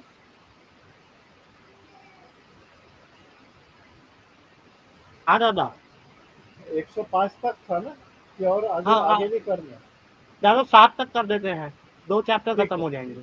ठीक है. Nehru's worldview that harmed India. Blunder 106. Nehru's defective worldview. Much of Nehru's defective worldview has already been covered and illustrated with examples above. We now take up those aspects that have either not been covered or have been inadequately covered above. Nehru's ये पढ़ लिया blinkered यार, Marxist पढ़ लिया, छोड़ दो इसको. देखो ना, ब्लंडर 67 70 में कवर हो गया ये. Marxist worldview. Juvenile fascination with the Soviet model that severely harmed India. Churchill का quote देखिए, Russia is a riddle wrapped in a mystery inside an enigma. ये क्या लिख रहा है गधा? If the future is full of hope, it is largely because of Soviet Russia. ये नेहरू लिख रहे हैं. पढ़ो इसको. Despite the stark reality about the Soviet Union that was amply and effectively exposed through various channels and were widely known during Nehru's time, he persisted with promoting, defending, and rationalizing the Soviet system and selling it to all, particularly to his own compatriots, as amply obvious through his pronouncements, speeches, and books. Nehru and his colleague and protege, Krishna Menon, regarded Harold Lasky as their guru, and Harold Lasky of the British Labour Party spent a lifetime apologizing for and explaining away the crimes of the Soviet Union in terms of this or that compulsion or events or historical necessity. आज भी communist लोग यही करते हैं. Even when Stalin's own compatriots sighed relief at his passing away on 6th of March 1953, and Khrushchev later severely denounced him at the 20th Congress of the Soviet Communist Party, Surprisingly for Nehru, if one goes by his tribute to Stalin in the Indian Parliament, seemingly felt offhand. The बाप मर गया था.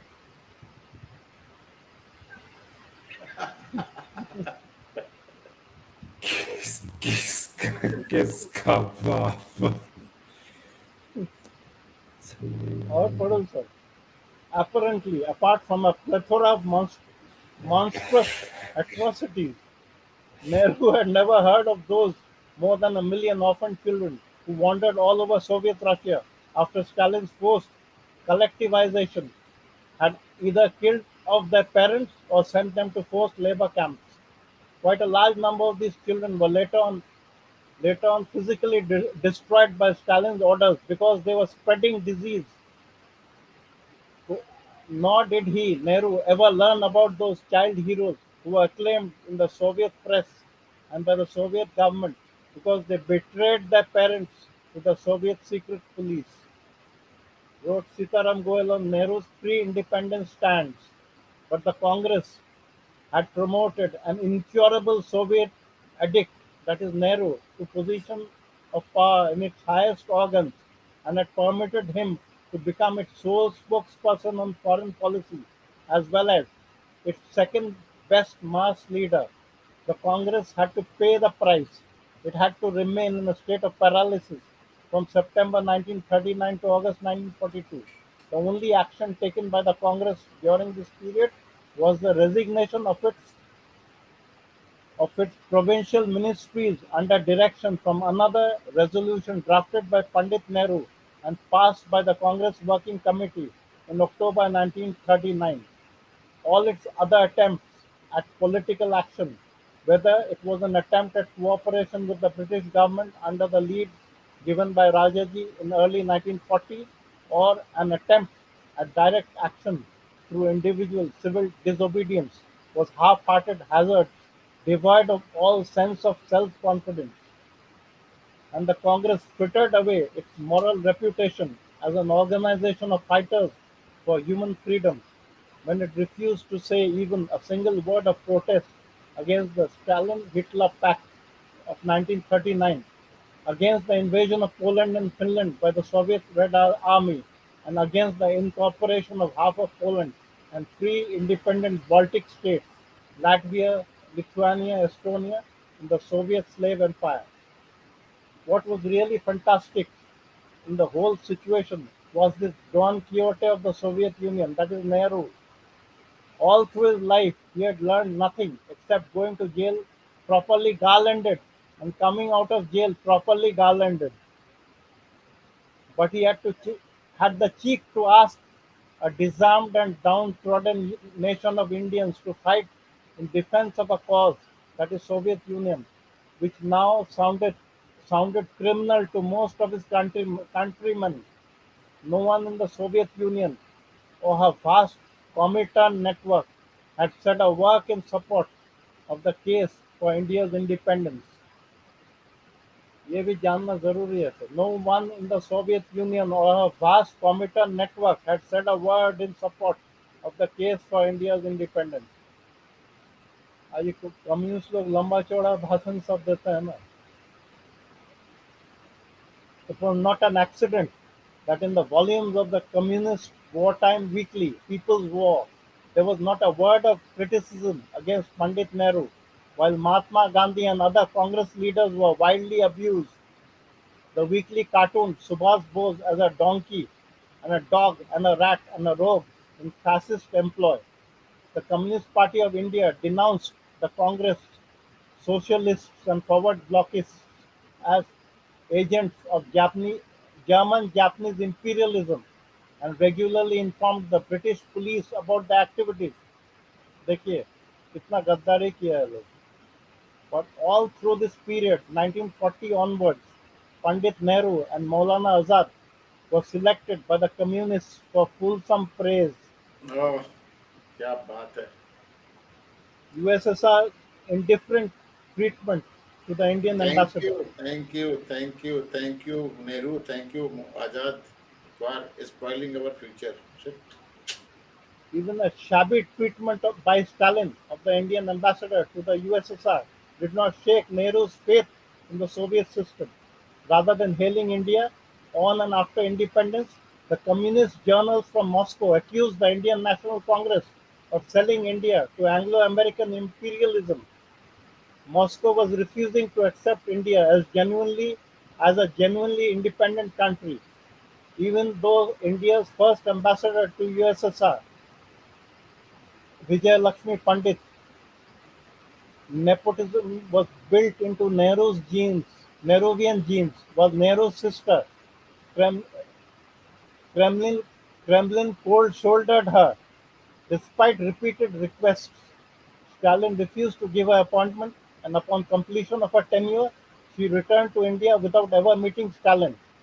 Even on petty matters, Moscow acted mean and hostile. It refused to supply furniture to the new Indian embassy, which then was left with no alternative but to import it at a heavy cost from Stockholm.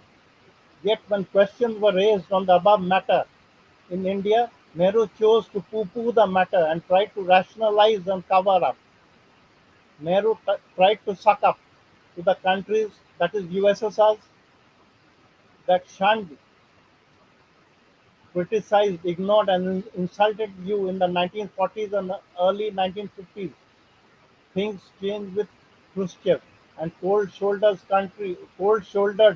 countries like the USA and Israel, which tried to be friendly. Such a person considered himself to be a great internationalist and a foreign affairs expert, and what is more, the wise, the great, and what is more the great, wise Mahatma Gandhi and many other Congress stalwarts, except for the genuinely wise Sardar Patel, also thought so. मतलब नेहरू को internationalist और foreign affairs expert समझते थे सब, including Mahatma Gandhi.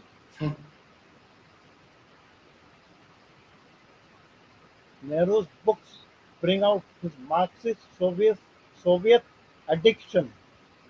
Nehru wrote a total of 5 main books, and they all had the Marxist worldview as the dominant theme, coupled with his incurable addiction to the Soviet system.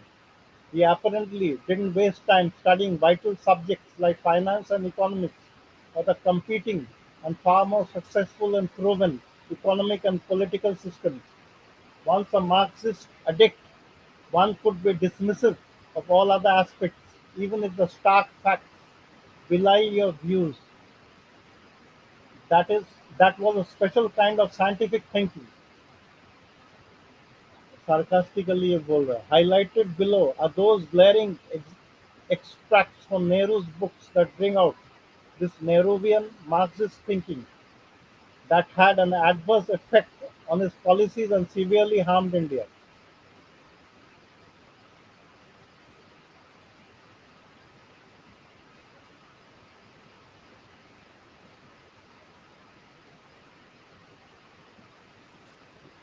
Nehru's book number 1, Soviet Russia, Some Random Sketches and Impressions.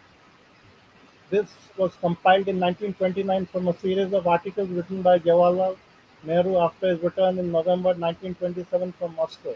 Nehru went gaga about the Soviet experiment and wrote eulogistically about it, all on the basis of the official Soviet handouts showered on him and his carefully managed, conducted tour limited only to Moscow, and that too for just 3-4 days. Did it behove a scientifically minded person to go so ecstatic without checking objective facts and ignoring a spate of negative and shocking information freely available from other sources? Wrote Dr. M.S. Rajarao. एक minute, ये बताओ, when he was so close to Stalin during pre-independence period, तो British लोग को ये Lord Mountbatten ने इसको क्यों फिर प्राइम मिनिस्टर बनाया? तो जानबूझकर साबोटाज करने के लिए, ताकि इंडिया प्रॉब्लम में रहे. They were knowing that ये आदमी तो पूरा सेल की काटता रहता है, फिर भी उसको मुझे वो समझ में नहीं आ रहा है कि इनका क्वेश्चन क्या था। नहीं, from his days in England, they knew that he was close to the British Communist Party. He was a member of that. कुछ तो मतलब इनको तो पता होगा ही. In spite of that, they parachuted him so that some harm could be done. The country could be divided, and India could be left to the dogs.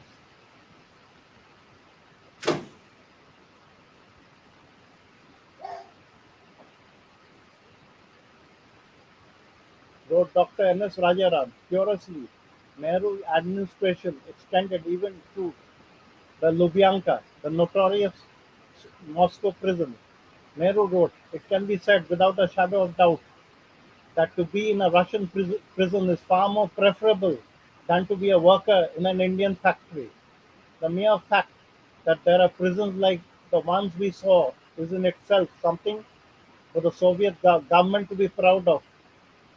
For a man who would admire Soviet prisons, it was not hard to admire and adopt the Soviet system of planning." Contrast the above with what Bertrand Russell had to say after his visit to Russia. "The time I spent in Russia was one of continually increasing nightmare. I have said in print what on reflection appeared to me to be the truth, but I have not expressed the sense of utter horror which overwhelmed me while I was there. Cruelty, poverty, suspicion, prosecution formed the very air we breathe. Our conversations were continually spied upon. There was a hypocritical pretense of equality. I felt that everything that I valued in human life was being destroyed in the interest of a glib and narrow philosophy, and that in the process untold misery was being inflicted upon many millions of people." Nehru's book 2, Glimpses of World History. Nehru wrote Glimpses of World History in Naini Jail between 1930 to 1933. It was published in 1934. This is how Sitaram Goel commented on that book. When Pandit Nehru rose to unrivaled power and position in India, his toadies recommended his book, Glimpses of World History, as a reliable reference work for advanced students of history in our universities. As this book has been reprinted many times, translated into several languages of India, and poisoned successive generations of Indian intelligentsia, poisoned successive generations of Indian intelligentsia, the ideas it lays down about communism and Soviet Russia are of particular interest and deserve to be presented in some detail. In this book, he dismisses non-Marxist schools of socialism in a single chapter, while he devotes two chapters to Marx and Marxism. The only explanation for Pandit Nehru's nonsensical admiration of Soviet Russia is that his mind was rendered imbecile because he refused to read anything which was not straightforward communist propaganda.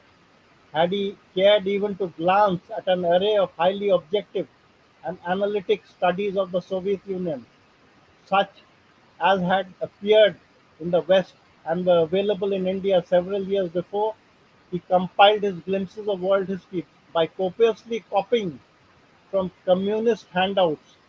He would not have remained such a juvenile regarding the Soviet Union as he is even today. In the middle of 1961, but perhaps Pandit Nehru, who had been denied fairy tales in his childhood because Motilalji wanted him to be educated on the most modern pattern from the West, was in search of a fairyland. Communist propaganda informed him that such a fairyland existed in Soviet Russia, and he closed his eyes and went into a trance he never descended, from which he has never descended, notwithstanding his sycophantic recurring reassurance that he had been maturing of late with the majority of his intelligent countrymen. His mature countryman mind, दादा huh, दादा एक अभी आपका sentence आया था trance from which he never descent he never ठीक है descended. हाँ, descended. Never descend. इसका मतलब not- क्या है पता है आपको? हाँ, ट्रांस मतलब जो है जैसे मेडिटेशन में लोग उसमें चले जाते हैं ना, क्या बोलते हैं उसको, मैं कह रहा बचपन से निकल ही नहीं पाया वो, बचपन में सपना देखा था फेरी टेल का, फेरी टेल का, और वो पिताजी वहीं ने पे रह मौका गया, नहीं उसके दिया। आगे नहीं आया, मैच्योर नहीं हुआ कभी वो। दादा ट्रांस ऐसी स्टेट है माइंड की जिसमें वो ऐसी स्लीप में होता है, वो उसी को ओरिजिनल चीज समझ रहा होता है। हाँ, और हाँ, जब हाँ, उस ट्रांस से आदमी बाहर आएगा तभी वो रियल वर्ल्ड व्यू उसको दिखेगा जो सामने दिख रहा है, वरना उसको रियलिटी जो है ना जी जी जी, वो भी नहीं दिखेगी। ट्रांस ऐसी स्टेट होती है कि आपकी बॉडी का भी आपको पता नहीं होता। ठीक है, कि आपकी बॉडी को भूख लगी है, प्यास लगी है, समय क्या होता है कुछ नहीं पता होता। इसमें और एक बढ़िया बात बोला है। एक तो ट्रांस से निकला ही नहीं, notwithstanding the sycophants recurring reassurance that he has been maturing of late. उसको जो मतलब जी हुजूरी करने वाले जो लोग बोल रहे थे कि आप मैच्योर भी कर रहे हैं, अभी मैच्योर हो रहे हो, लेकिन फिर भी वो ट्रांस से नहीं निकले, मतलब बचपना के फेज में रह गए फेरी लैंड में। जो फेरी लैंड मतलब उसको कम्युनिज्म में दिखता था। प्रॉब्लम ये है कि जब वो मैच्योर हुआ ना तो उसको एडोना मिल गई, फिर उधर उसके उस ट्रांस में चला गया ना वो। उस ट्रांस में चला गया। पता नहीं वो इतनी कोई गुड लुकिंग तो वुमन थी नहीं, she was just look so scant, जैसे उसने कितने दिन से खाया नहीं, she was just bare bones, not a pretty face. पता नहीं इसको क्या नजर आया एडविना में। This bastard was sex starve. मेरे ख्याल में इसको कोई भी लौंडिया गोरी चमड़ी चाहिए चलती थी। हो सकता है स्टालिन को इसलिए चाहता हो कि इस साल की बीबी को कहीं देख लिया होगा इसने, वो भी सुंदर सुंदर रही होगी, उधर ही सोचता होगा चलो ठीक है महल में जाने का मौका मिल जाएगा।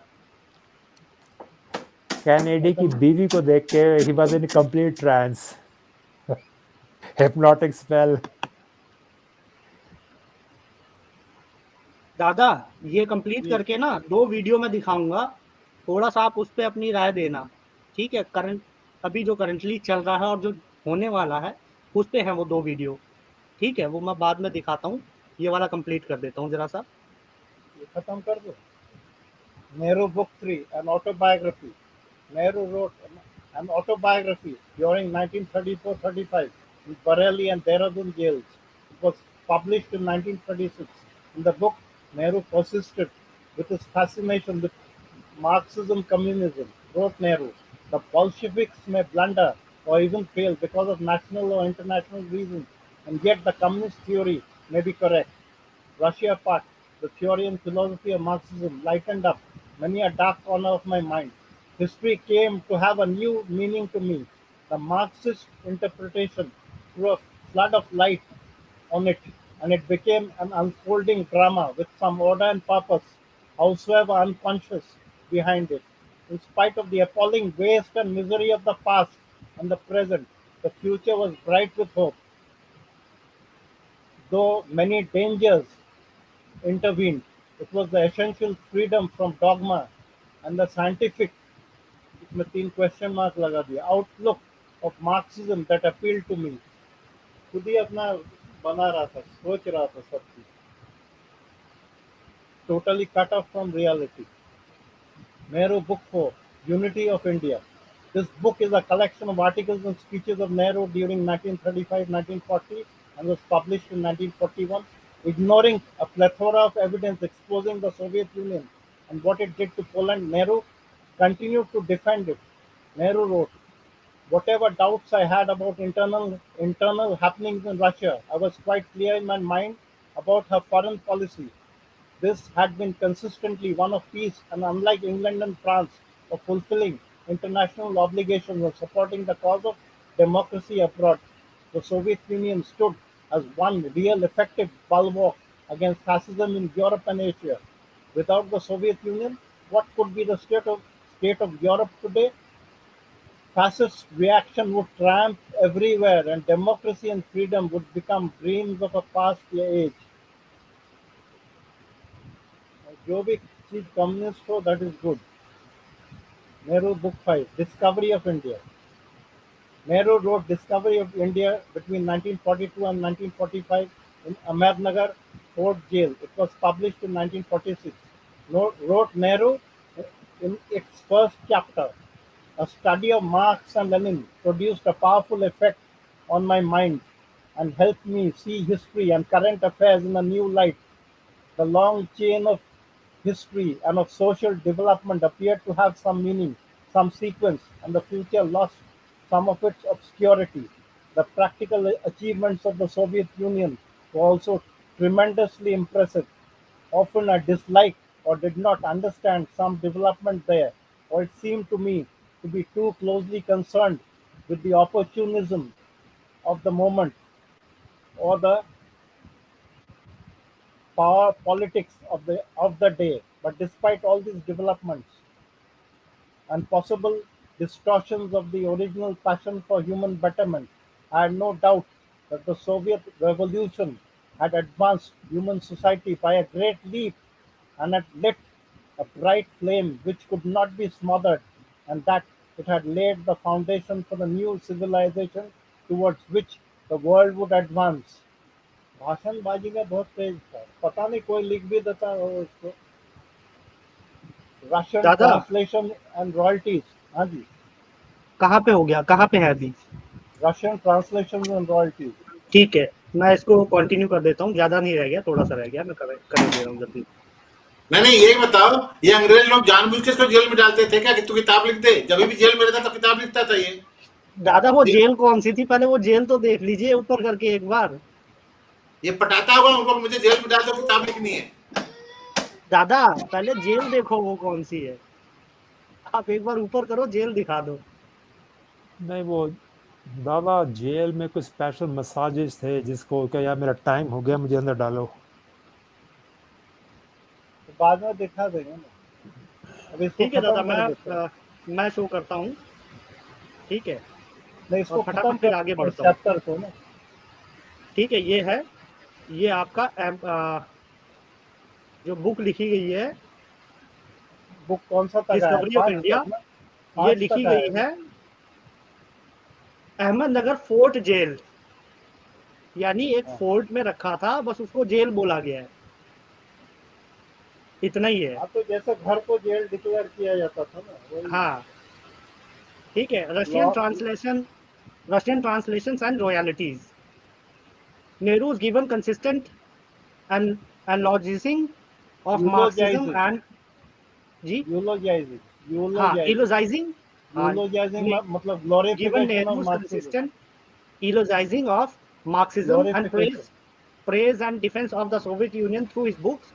It was little wonder that Soviet Union not only translated his books into Russian after Nikita Khrushchev took over as the president of the USSR.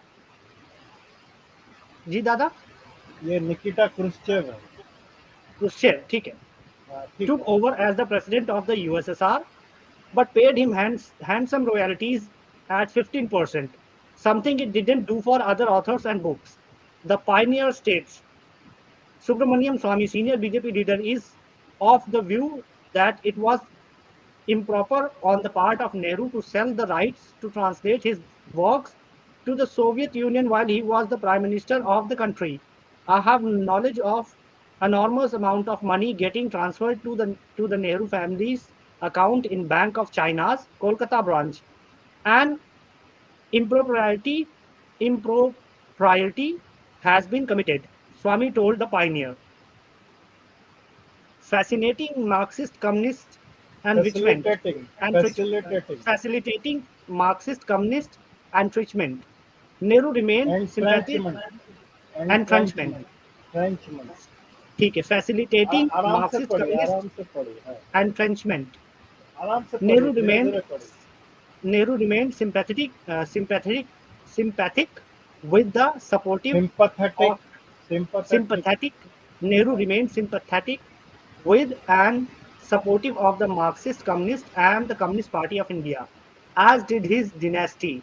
Despite of the following stark facts, the Communists extended their swayology to the Indian National Congress, calling it as a conspiracy of India's capitalists and landlords in league with world imperialism.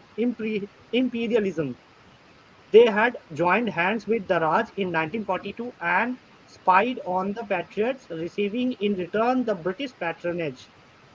They had supported the demand for Pakistan during 1942 to 1947 and helped the Muslim League fortify their case with a formidable array of arguments and statistics.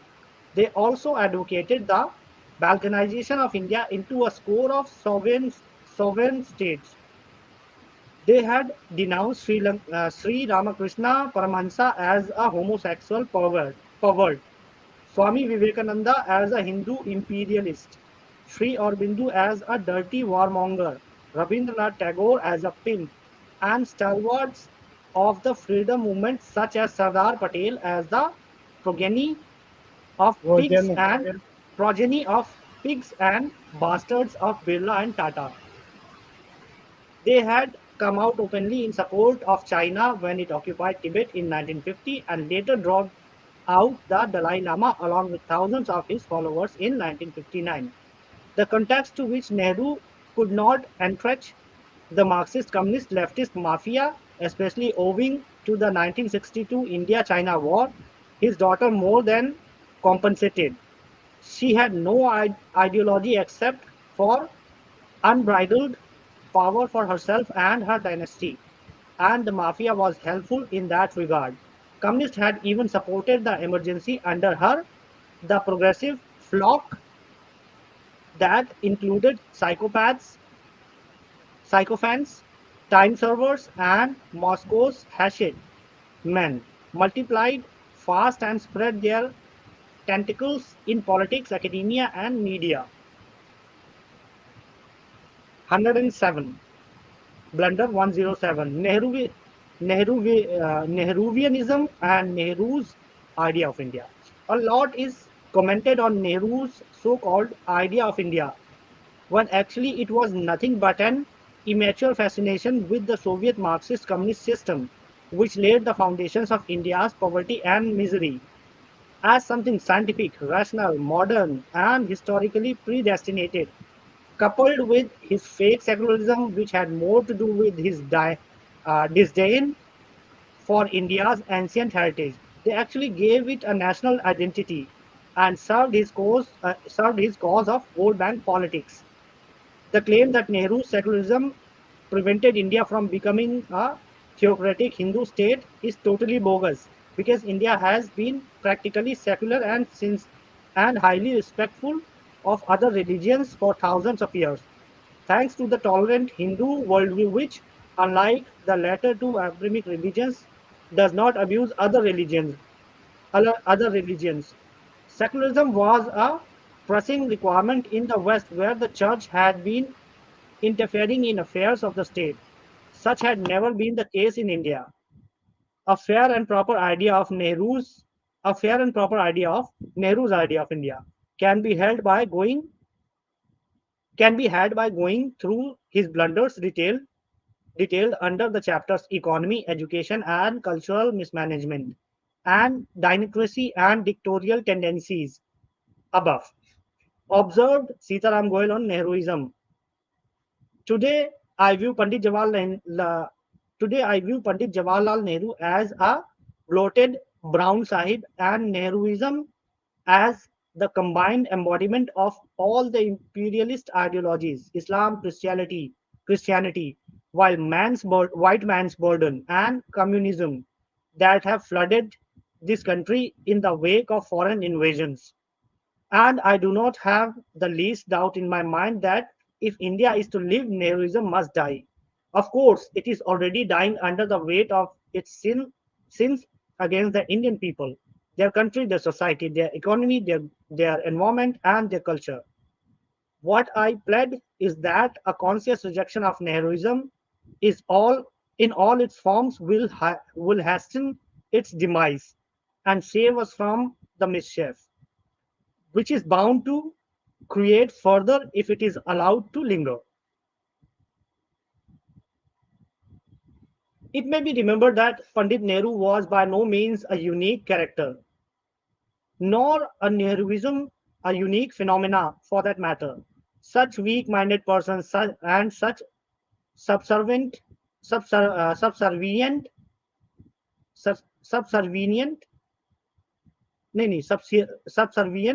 through process have been seen in all societies that have suffered the misfortune of being conquered and subjected to alien rule for some time. There are always people in all societies who confuse superiority of armed might with superiority of culture, who start dispensing themselves as belonging to an inferior breed and end up taking to the ways of the conqueror in order to regain self-confidence, who begin finding faults with everything they have inherited from their forefathers, and who finally joins hands with every force and factor which is out to subvert their ancestral society. Viewed in this perspective, Pandit Nehru was no more than a self-alienated Hindu, and Nehruism is not much more than Hindus biting born out of biting born out of and sustained by a deep-seated sense of inferiority, vice versa Islam, Christianity, and the modern West. Proof of pudding वो वाला is in Hindu the baiting है, Hindu betting मतलब हिंदुओं को target करना.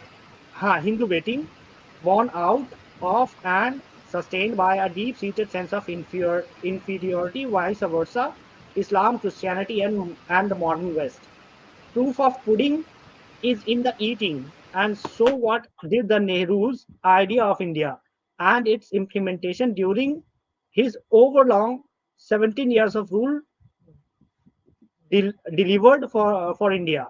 A toxic political, dynamic, and undemocratic economic, socialistic, and poverty perpetuating industrial And insufficient and एक minute a toxic political, dynastic and undemocratic, economic, socialistic, and poverty perpetuating, industrial, inefficient, and burdensome public and state sector. यहाँ dynastic है. हाँ, वो ज्यादा मैं डिनेस्टिक पढ़ता हूँ, dynastic ही है वो. हाँ, ठीक है, आराम से धीरे-धीरे पढ़िए ना, हड़बड़ा क्यों है? Industrial, insufficient, and burdensome public and state sector, agriculture neglected and starved, making India a pathetically poor and hungry nation, and an international beggar. Geographic and external security, most borders insecure and a weak nation unable to defend itself. Administrative, incompetent and corrupt babudom. Historical, Marxist, leftist, and negationalist distortions.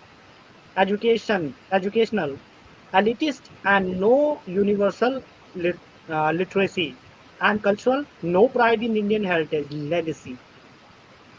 जी दादा हो गया.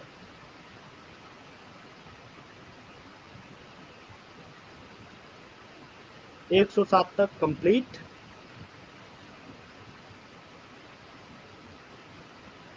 तो आज 2 घंटे से पहले हमने निपटा दिया. बीबी दादा, एम दादा, अब ये बताइए जो वीडियो है वो थोड़ा सा प्रॉब्लमेटिक है. प्रॉब्लमेटिक इसलिए है कि उसमें कंटेंट कुछ गंदा नहीं है. एजेंडा जो है उसका जो वो है वो के अगेंस्ट जाता है वो वीडियो. अब आप बताइए उसको कैसे दिखाना चाहेंगे? किसी और का वीडियो में चला दूं या सोर्स वाला वीडियो चला दूं? उसको एक काम करो, प्राइवेट चैट में डालो, थोड़ा देखता हूँ कैसा है, फिर अपन देखेंगे. हाँ कुछ ऐसे वैसे कंटेंट तो कोई अब्यूसिव नहीं है, कुछ भी नहीं है, लेकिन क्योंकि लेफ्ट के अगेंस्ट कॉपीराइट इस्म नहीं आएगा तो वही देखना है ना. उसमें क्या लिखा है, उसके जो मोर में लिखते हैं ना, डिस्क्रिप्शन में क्या लिखता है वो थोड़ा देखते हैं. ये देखिए दादा, ये वाला वीडियो है. मैं आपको एक तो एडवर्टीजमेंट है वो तो मैं चला दूंगा, उसमें तो कोई प्रॉब्लम नहीं है. प्राइवेट चैट में भेजो तो चलाने में रहेगा, नहीं तो फिर यहाँ से मेरे को व्हाट्सएप से इसको लिंक करना पड़ता है डिवाइस के साथ तब जाके. हाँ मैंने आपको भेजा है. किसमें? इसी में भेज दिया मैंने, प्राइवेट चैट में. बहुत ज़रूरी वीडियो है ये. ये अच्छा किया। जो फ्यूचर में होने वाला है वो यहाँ पे दिखा रहा है और क्या कैसे हो रहा है। मैंने अच्छा किया आपकी।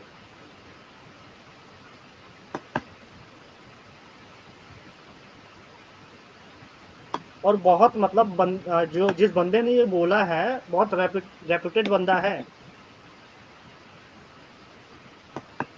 आप जब निकाल लो तो काम का ही होगा, फिर दादा देख लेंगे कि दिक्कत ना आए हम लोग, और कोई हाँ बात इसीलिए तो दादा यूट्यूब का चक्कर ये है ना, जितना भी एंटी वोक मटेरियल होता है ना नहीं। हाँ, वो ब्लॉक कर वो ये देता है फिर। बहुत क्रिटिकली एनालाइज करते हैं, लेकिन ये वाला मटेरियल पर्टिकुलरली बहुत ज्यादा एक्सपोज कर रहा है बहुत छोटा सा, हो सकता है 1 मिनट का ही वीडियो हो, लेकिन अथॉरिटी उस बंदे की बहुत ज्यादा है, इसलिए इम्पैक्टफुल बहुत है ये।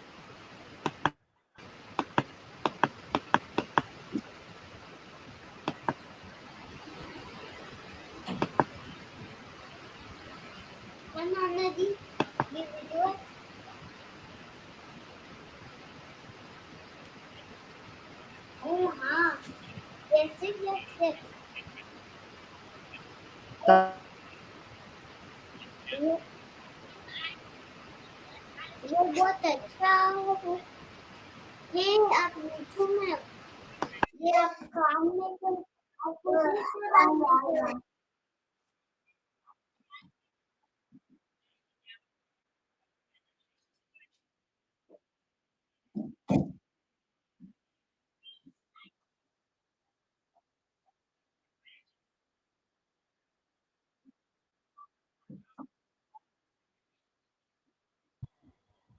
एडवर्टीजमेंट तब तक चला रहा हूँ, जो मैं दिखाने जा रहा था वो चला सकता हूँ, वो तो एडवर्टीजमेंट है।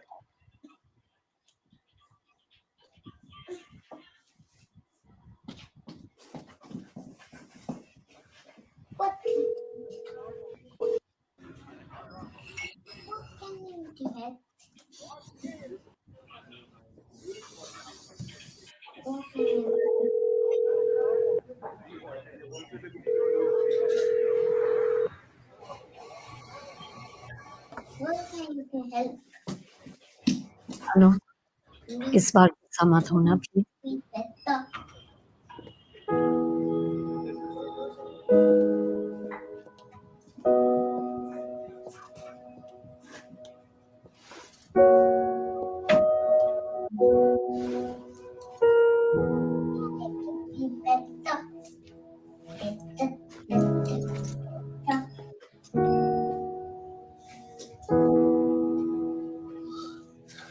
थैंक यू पापा for meeting me. I know बड़े साल बीत गए, लेकिन आप आज भी मेरे लिए सब कुछ हो।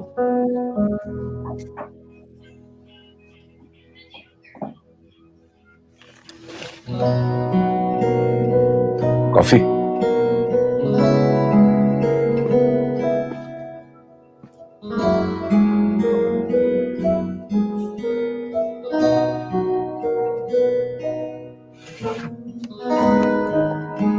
तेरी आदतें नहीं बदली। Cold coffees for Arpita.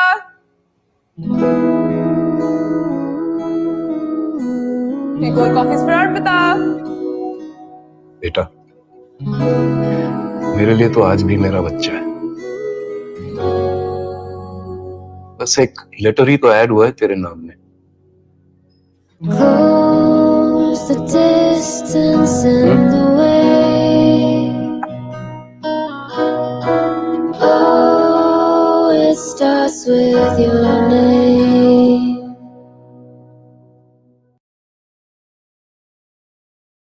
जी दादा, समझ में आया कुछ?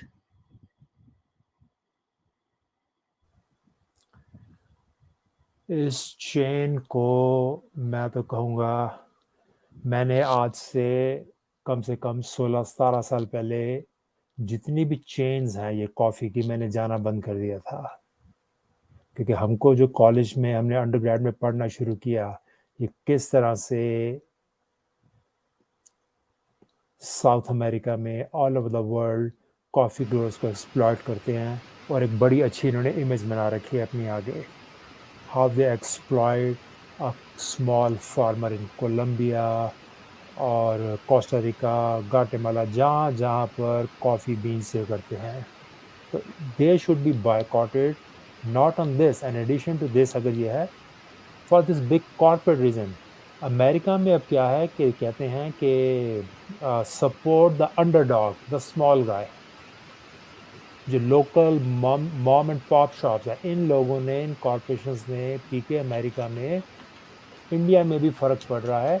अमेरिका में they have eliminated mom and pop shops, जहाँ पर कम्युनिटी शॉप्स होती थी, लोग जाते थे, सब एक दूसरे को जानते थे। तो I have other reason to boycott. मैंने तो बहुत देर से, मैं किसी ब्रांडेड जो है ये, I don't go to, if I have to go drink a coffee, कोई लोकल है जो, if I have to drink I go there, I always look for local. तो मेरा ये मानना है, ये कहना है। जी दादा, एम दादा आपको समझ में आया ये कौन सा ये, मतलब जो ऐड दिखा है? एडवर्टीजमेंट? हाँ, हाँ, ये तो स्टारबक्स का है। क्या दिखाया है इसमें? इसमें क्या दिखाएगा, मतलब उसका पिताजी जो है उसके साथ शायद नहीं रहता होगा ना। नहीं दादा, अभी आप समझे नहीं। आपने शुरुआत में नाम देखा था जब कॉल किया था उसने, नाम हाँ, क्या था?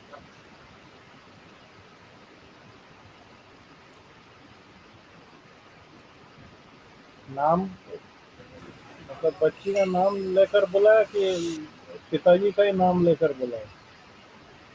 दादा ये अर्पित नाम है, लड़का था।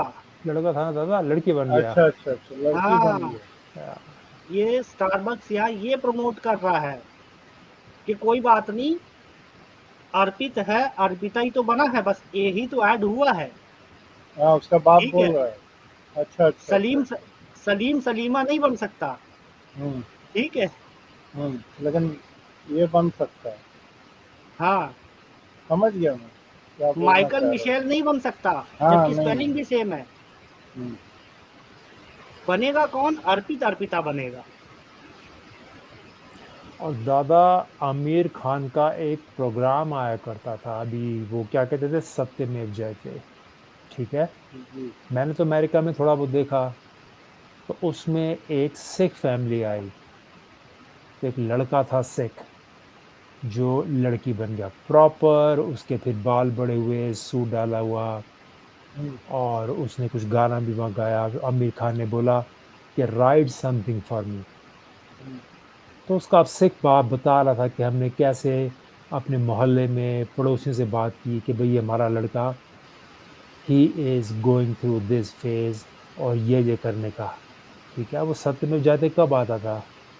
2000 का 5 या पीके कब आता था सत्यमेव जयते? ऐसे 4 साल 5 साल पहले हो गए। इसी, अच्छा, लास्ट डेकेड में था, 2011 से लेके उसके बाद आता होगा। तो यानी समझ लो 5 से 10 साल के बीच में वो अगर प्रोग्राम होगा, तो अब इन्होंने अगर दिखाना ही है तो हिंदू को क्यों दिखाना है? बात वहीं चली जाती है जब पॉपुलेशन पॉलिसी इंडिया में दादा जब इम्प्लीमेंट हुई थी, वो जो ट्रायंगल था, हाँ, उस वो पे तो हिंदू को देखा है। हिंदू ही थे ना दादा, हिंदुओं को टारगेट किया कि आप अपनी पॉपुलेशन को कंट्रोल करो। तो Hindu is a soft target. और देखो, ये जो कमर्शियल है, इस पे गाना भी क्या बज रहा है, वही जो अमेरिका में लगता ही नहीं कि कोई इंडियन ऐड है, बस ब्राउन लोग हैं, it could be Hispanics also. आप कोई तबला अगर नहीं इतना ही नहीं, है। इनका जो स्टोर है ना कलकत्ते में भी, जितना स्टारबक्स का जितना कॉफी का ये सब काउंटर है, ये एकदम वैसे अमेरिकन स्टाइल का ही बना है। नहीं, वो तो उनका जो टेम्पलेट है ना। कॉलेज कॉलेज स्टूडेंट सब में इनका स्टैंडर्ड मतलब वो रहता है ना। आपको हाँ लगेगा कि यदि आदमी हटा दोगे ना वहाँ से सब, आपको लगेगा आप अमेरिकन कोई स्टोर में ही आप खड़े हो। हाँ, तो वो उनका एक टेम्पलेट होता है फ्रेंचाइजी का, वो पूरे एकदम ओवरऑल वैसा वर्ल्ड ही में। है। हाँ बिल्कुल वही फॉलो करते हैं। एप्पल स्टोर खुला है बॉम्बे में, हम्म, वैसे टेबल है, वैसे डिस्प्ले है, तो वो उनका एक स्टैंडर्ड टेम्पलेट है, सेम। स्टैंडर्डाइजेशन हो गई है। दादा ये कॉर्पोरेट धीरे धीरे अपना एजेंडा भी पुश करते हैं। कर रहे हैं पीके कर रहे हैं। और अभी दादा को जो दिया, देखते दादा उसको मैं कैसे समझ चलाते हैं। नहीं अगर पाया, चाहिए तो मैं समझ किसी नहीं और पाया। चैनल से लेके चला सकता हूँ, जो आप पे स्ट्राइक भी नहीं देगा। मुझे ये वाला अभी आप जो दिखा है ना, ये मैं घर में दिखाऊंगा। जी क्या दादा, इसके मक्कार बाद वाला इसका बाप भी है, अभी मैं वो दिखाता हूँ। अगर दादा कहेंगे डायरेक्ट वीडियो ये नहीं दिखाना, तो मैं किसी चैनल का उठा के दिखा दूंगा। पहले पूछ लीजिए ना, बाइक वाइक आएगा दिक्कत है। ये ठीक है, ये तो ठीक है, ट्विटर से आप लिए।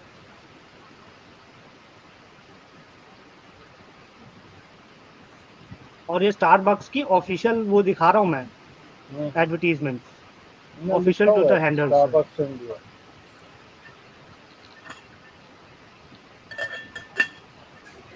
थोड़ा पानी, मैं पानी लेके आता हूँ, एक मिनट, पानी खत्म हो गया।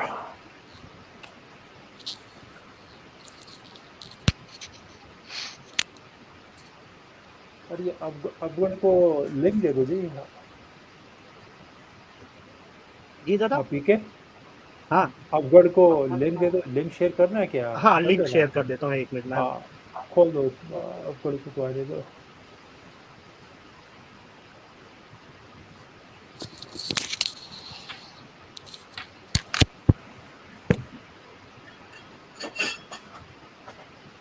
वो जब मेरी आवाज आ रही थी ना, तो हुआ क्या कि दादा ख्याल मैं नहीं जब किए, नहीं हुआ क्या दादा, आप ख्याल नहीं मेरे किए, दबा दिए होंगे उसको। हाँ मेरा जो पर्सनल लैपटॉप मेरे लेफ्ट पे है, सामने 2 मॉनिटर है। मेरी कॉल शुरू हुई तो मैं फोकस हो गया सामने मॉनिटर पे, और आप मेरे को वहां पे कह रहे हैं कि भाई बंद करो, अपना म्यूट करो। मुझे नजर ही नहीं आ रहा था, मैं सुन जो है ना नहीं रहा था, तो सारा फोकस कॉल पे चला गया। नहीं वो ठीक है, लेकिन पूरा सुनाई दे रहा था। आप जो हाँ कुछ बोल रहे बिल्कुल। थे पूरा। हाँ हाँ, क्योंकि मेरे एक कान में, मेरा लेफ्ट कान में ईयरपॉड था, और राइट कान में जो मेरा अदर लैपटॉप का जो हार्डवायर है ना, तो मैं जो बोलूंगा वो आपको, अगर मैं दोनों निकाल देता ना फिर आपको सुनाई नहीं देता, तो वो मेरी गलती थी, सॉरी अबाउट दैट। नहीं कोई बात नहीं। दादा इसको मैं पिन चुप कैसे हो करना, गया था। पिन का ऑप्शन नहीं आ रहा इसमें। नहीं मैं चुप हो गया इसलिए कि मैं भी बोलते रहता और आप भी बोलते रहते, तो ओवरलैप कर जाता, कोई फायदा नहीं है। किसी को कुछ सुनाई नहीं देता था, गार्बल्ड स्पीच आता था।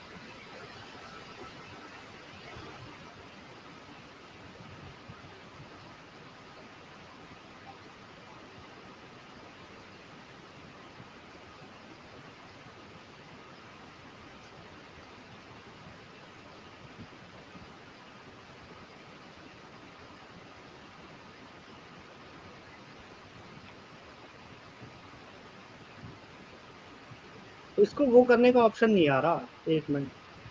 कौन सा? इसको पिन करने का ऑप्शन नहीं आ रहा इसमें। शो तो कर सकता हूँ, पिन का ऑप्शन नहीं है।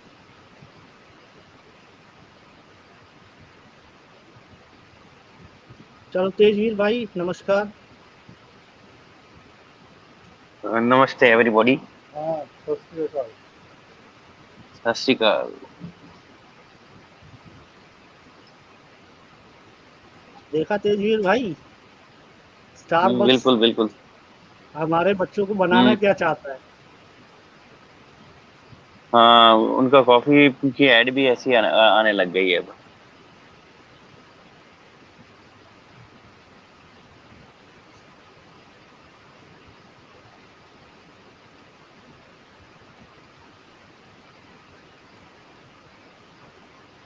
और उनका अपना ये देखा ना फॉरेन के, उसमें तो कपड़े भी अपना शोरूम पे लग गए उनके, हाँ रेनबो स्टाइल।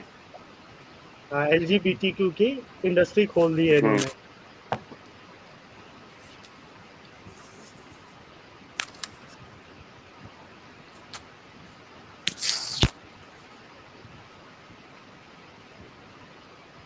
इनके क्या क्या वो हो सकते हैं, इसके पीछे मोटिव क्या क्या हो सकते हैं। पीडोफिलिया। एक मोटिव पीके है कि भारत की जो फैमिली स्ट्रक्चर जिसने भारत को अभी तक जोड़ के रखा हुआ है उसको तोड़ना है। जैसे अमेरिका में मैं देखता हूँ कितने आउट ऑफ वेडलॉक बच्चे पैदा होते हैं, खासकर ब्लैक कम्युनिटी में। तो जब आपकी परपेचुअली 30 40 50 साल से ही चलेगा ना, 2 पेरेंट्स अगर एक बच्चे को नहीं पालेंगे तो बड़ी डिसफंक्शनल सोसाइटी हो जाती है, क्योंकि दोनों फिगर चाहिए बच्चे को, फादर फिगर चाहिए और मदर फिगर भी चाहिए, एक बैलेंस्ड अप्रोच होती है। तो वो यही देख रहे हैं कि दो कौन सी चीज़ें हैं इंडिया की जिसने ग्लू कर रखा है। उनमें से एक ब्राह्मण भी है, जो कि 200-250 साल पहले जब अंग्रेज़ों को समझ आया कि ये जो ब्राह्मण हैं जो विद्या देते हैं। और आपको ध्यान होगा 2-2.5 महीने पहले मैंने राजीव मल्होत्रा की किताब से एक रेफरेंस दिया था, और वो रेफरेंस था धर्मपाल, जिन्होंने कैम्ब्रिज वगैरह जाकर सारे पुराने आर्काइव्स इन अंग्रेज़ों के निकाल के दिखाए कि 1825-35 में का डेटा दिया कि उसमें से जाति के हिसाब से ये ब्राह्मण शूद्र जो बना दिया था, उसमें पता सबसे ज़्यादा स्टूडेंट्स कौन थे? शूद्र क्लास से, जिसको आज हम SC/ST कहते हैं। अब ये कहते हैं कि उनको पढ़ने नहीं देते थे। वो डेटा उसने दिया धर्मपाल ने, और वही डेटा राजीव मल्होत्रा ने अपनी किताब में कोट किया कि कैसे कहते हैं कि ब्राह्मणों ने सिलेक्टिव बड़ी वो रखी हुई थी। तो दो चीज़ों के ऊपर अटैक जो है, अब ब्राह्मण ब्राह्मण भी नहीं रहे, ब्राह्मण भी लाले बन गए हैं, बिजनेस हो गया है और हो गया है, बाकी रह गया फैमिली सिस्टम। ये है आपका फैमिली सिस्टम पे अटैक करना। हम तो अमेरिका में रहते हैं इतने साल, मुझे मेरा this is my 26th year, देख रहा हूँ zombies, लोग people are zombies here, single family divorce rate इतने हाई है। तो सोसाइटी में ना केओस है, एनार्की है।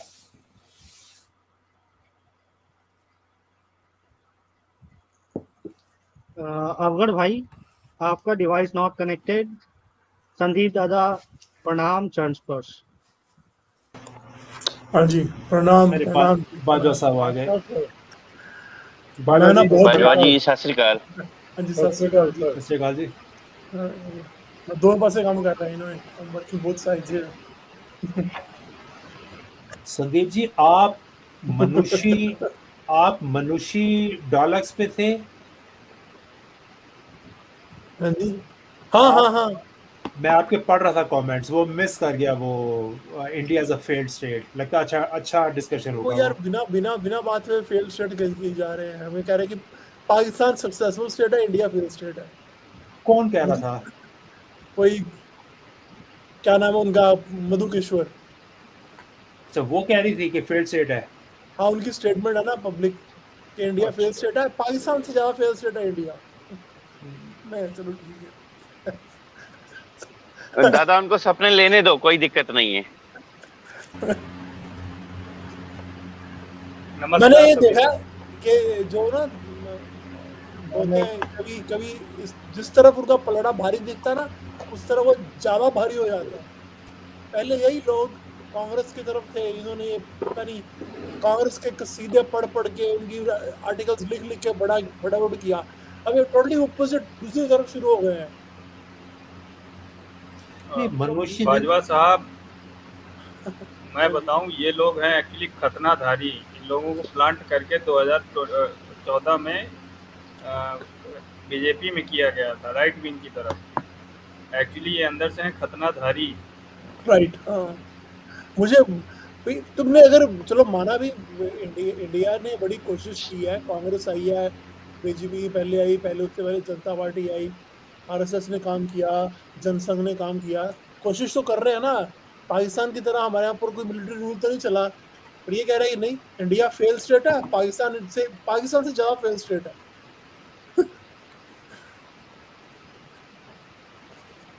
दादा, यहाँ कम से कम 2 तरीके की ओपिनियन है, चलती तो रहती है साथ के साथ। ये तो नहीं कि एक दूसरी को खा गई है। भाई तुम सक्सेसफुल स्टेट किसे कहते हो? मुझे इतना पता है कि इंडिया में मैं जाऊं ना, अभी मैं सड़क के किनारे आके पेशाब कर सकता हूँ, मैं अमेरिका में नहीं कर सकता। राइट? पैंट पे तो कर सकते हो दादा, अमेरिका में वो चलेगा। जेल हो जाएगी।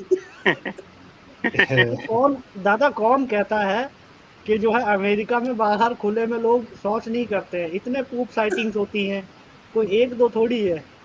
वही तो पर्सनल फ्रीडम ये वो नहीं है इंडिया में। मैं तो भी अमेरिका में नहीं है उसका, इंडिया में जितना अरे फ्रीडम है। पर्सनल फ्रीडम क्या मतलब, देश को गरियाना पर्सनल फ्रीडम होता है? अरे तुम अपनी सारी हाँ, बात तो बस। बोल ही रहे हो, प्रधानमंत्री को गरिया रहे हो, सब कुछ कर रहे हो, उसके बाद भी तुम्हें फ्रीडम नहीं है। वही तो प्रॉब्लम है, वही तो इन्हें समझ नहीं आती है। भाई वही बीजेपी को हाल गाली है। देने वाली कितनी पार्टियां हैं, कितने लोग हैं, कितने मीडिया चैनल्स हैं, और तुम्हें फ्रीडम क्या चाहिए भाई? कत्ल करने की फ्रीडम दे दें कि एसिसिनेट कर दो। ये बड़ा ही वही अजीब किस्म हाल का है चल रहा है। ठीक है जी, ये वही हाल है कि जैसे चार कम्युनिस्ट बैठ के फिर बोलते हैं कि इन्हें you are intellect, you are intellect, you are intellect, वो एक दूसरे को ही बोल के अपना मियाँ मिट्टू सीधा करते हैं, तो वही हाल है। अच्छा, ये जो आपने अभी ये ऐड के बारे में दिखा रहे थे, एक और चीज़ आई है, जो स्टार स्पोर्ट्स वालों ने वो जिहादी मुनव्वर फारूकी को होस्ट करने के लिए बुलाया था, तो उस पर भी बवाल मचा है ट्विटर पे। मुनव्वर फारूकी को जानते हैं आप? हाँ, सुना तो है नाम। अरे उसने जो स्टैंड अप कॉमेडियन, भगवान पे गंदे जोक बनाए थे। Stand up comedian.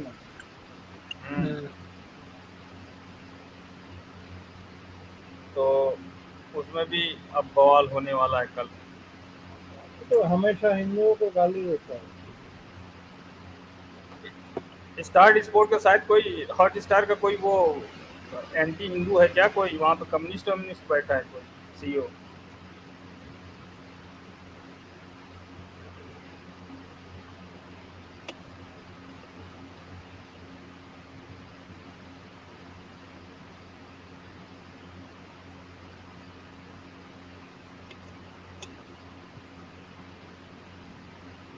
क्या हुआ?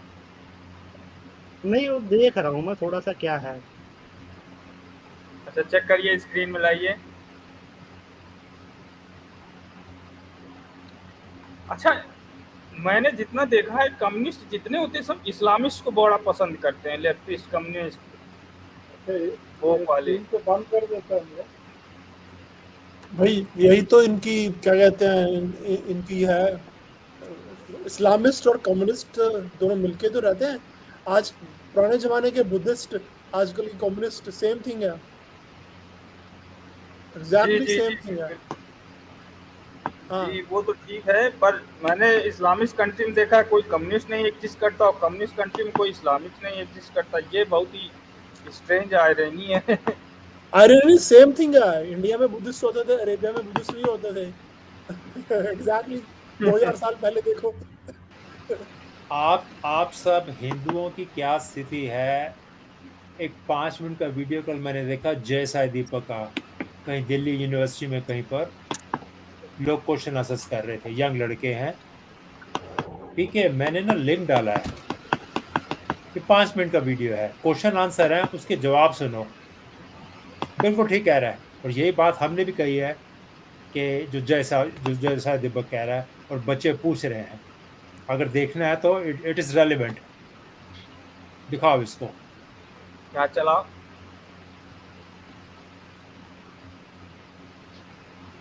रिस्पेक्ट आ रहा है उसको भी आप में हिंदू दिखता है, और जो आपको बचाने आ रहा है उसको भी आप में हिंदू दिखता है। Now you decide who you want to respect. Namaskar, sir. I am Priyanka Sharma. I'm from the University of Delhi. Yes, my question is with regards to the survival you talked about earlier. In the case of civil wars and riot-like situations, how can we as civilians protect ourselves given that the law enforcing agencies and the political governments that we have chosen fail to do so? Yes, sir. Thank you, sir. So it's a particularly difficult situation, and I'm very happy you asked this question. आज situation ये हो चुका है कि हिंदू हित में अगर आप सो कॉल्ड हिंदू सरकार के अंडर कोई सवाल करते हैं तो ट्विटर पे लोग आप पे चिल्लाने के लिए आ जाते हैं, आपको बोल देते हैं कि आप एंटी नेशनल हो, एंटी सम फिगर हो, ये this and all that. I think this is ये एक मंथन का दौर है जब लोग समझेंगे कि पॉलिटिकल हिंदुत्व काफी नहीं है, सामाजिक हिंदुत्व की जरूरत है. क्योंकि अगर आपने हिंदुत्व को पूरी तरह से पॉलिटिकल अरीना में आउटसोर्स कर दिया और अपने पास आपने कोई कंट्रोल नहीं रखा, then you are at their mercy. और उनको पता है कि उनके अलावा आपके पास और कोई चारा या विकल्प नहीं है. तो पॉलिटिशियंस या फिर पावर का एक फंडामेंटल फीचर है, चाहे वो किसी भी सरकार की हो या किसी भी पार्टी की हो, that it expects 100% loyalty, undying loyalty, unquestioning loyalty. Nobody is an exception to this. And वो चाहेंगे कि आप हमेशा हर चीज के लिए उन पे निर्भर रहें. आत्मनिर्भरता की जो बात हो रही है वो सामाजिक हिंदुत्व में उसकी सबसे ज्यादा जरूरी है, ताकि सोसाइटी, हिंदू सोसाइटी अपने कंट्रोल में कुछ चीजें रखें, जैसे आत्मरक्षा. क्योंकि पुलिस बॉलीवुड की तरह लेट आएगी और अगर आएगी भी तो पहले हिंदू को मारेगी. दिल्ली में जो पुलिस हिंदुओं को बचा नहीं पाई, वो कहां किसको बचाएगी? ठीक है. And I don't think the constitution takes away your power और your right to self defence. आत्मरक्षा is your fundamental right. But आत्मरक्षा के लिए अगर एक मॉब आपके घर के बाहर खड़ी हो जाती है, वेयर इज द सामाजिक संगठन हियर? मैंने बहुत सारे ऐसे कॉन्वर्सेशंस में देखा है कि हिंदू सबसे पहले होते हैं कि बजरंग दल थोड़ा ज्यादा एक्सट्रीम है, इन्हीं की वजह से बहुत सारे तनाव जो है पैदा हो जाते हैं. As if it is otherwise a haven of brotherhood and peace and harmony. It's paradise of idiots. Who are these people? Which world are they living in? They must be living in Jorbag. Like, even if they live in Jorbag, well, you have the Karbala Maidan immediately in the opposite, in front of you. एक बार वहां पे जुलूस निकल जाए, देखते हैं brotherhood कहां होता है. I've seen that happen. 2016 में या 15 में I was in Jorbag for a legal conference. I was meeting a senior lawyer. As usual, Karbala में कुछ हो गया, पीके एक मिनट कॉन्फ्रेंस को 5 मिनट में खत्म कर दिया, घर को लॉक कर दिया, सब भागते हैं. पीके एक मिनट पॉज कर. तेजवीर, अगर आपको दिल्ली के बारे में एरिया का नहीं पता तो जोड़बाग साउथ दिल्ली का one of the very posh area. कहते हैं ना कहाँ रहते हो? जोड़बाग. ओह, तो ये जोड़बाग की बात बता रहा है. जोड़बाग तो बड़ा पॉश एरिया है, उसकी बात कर रहा है ये. What PK? That's all.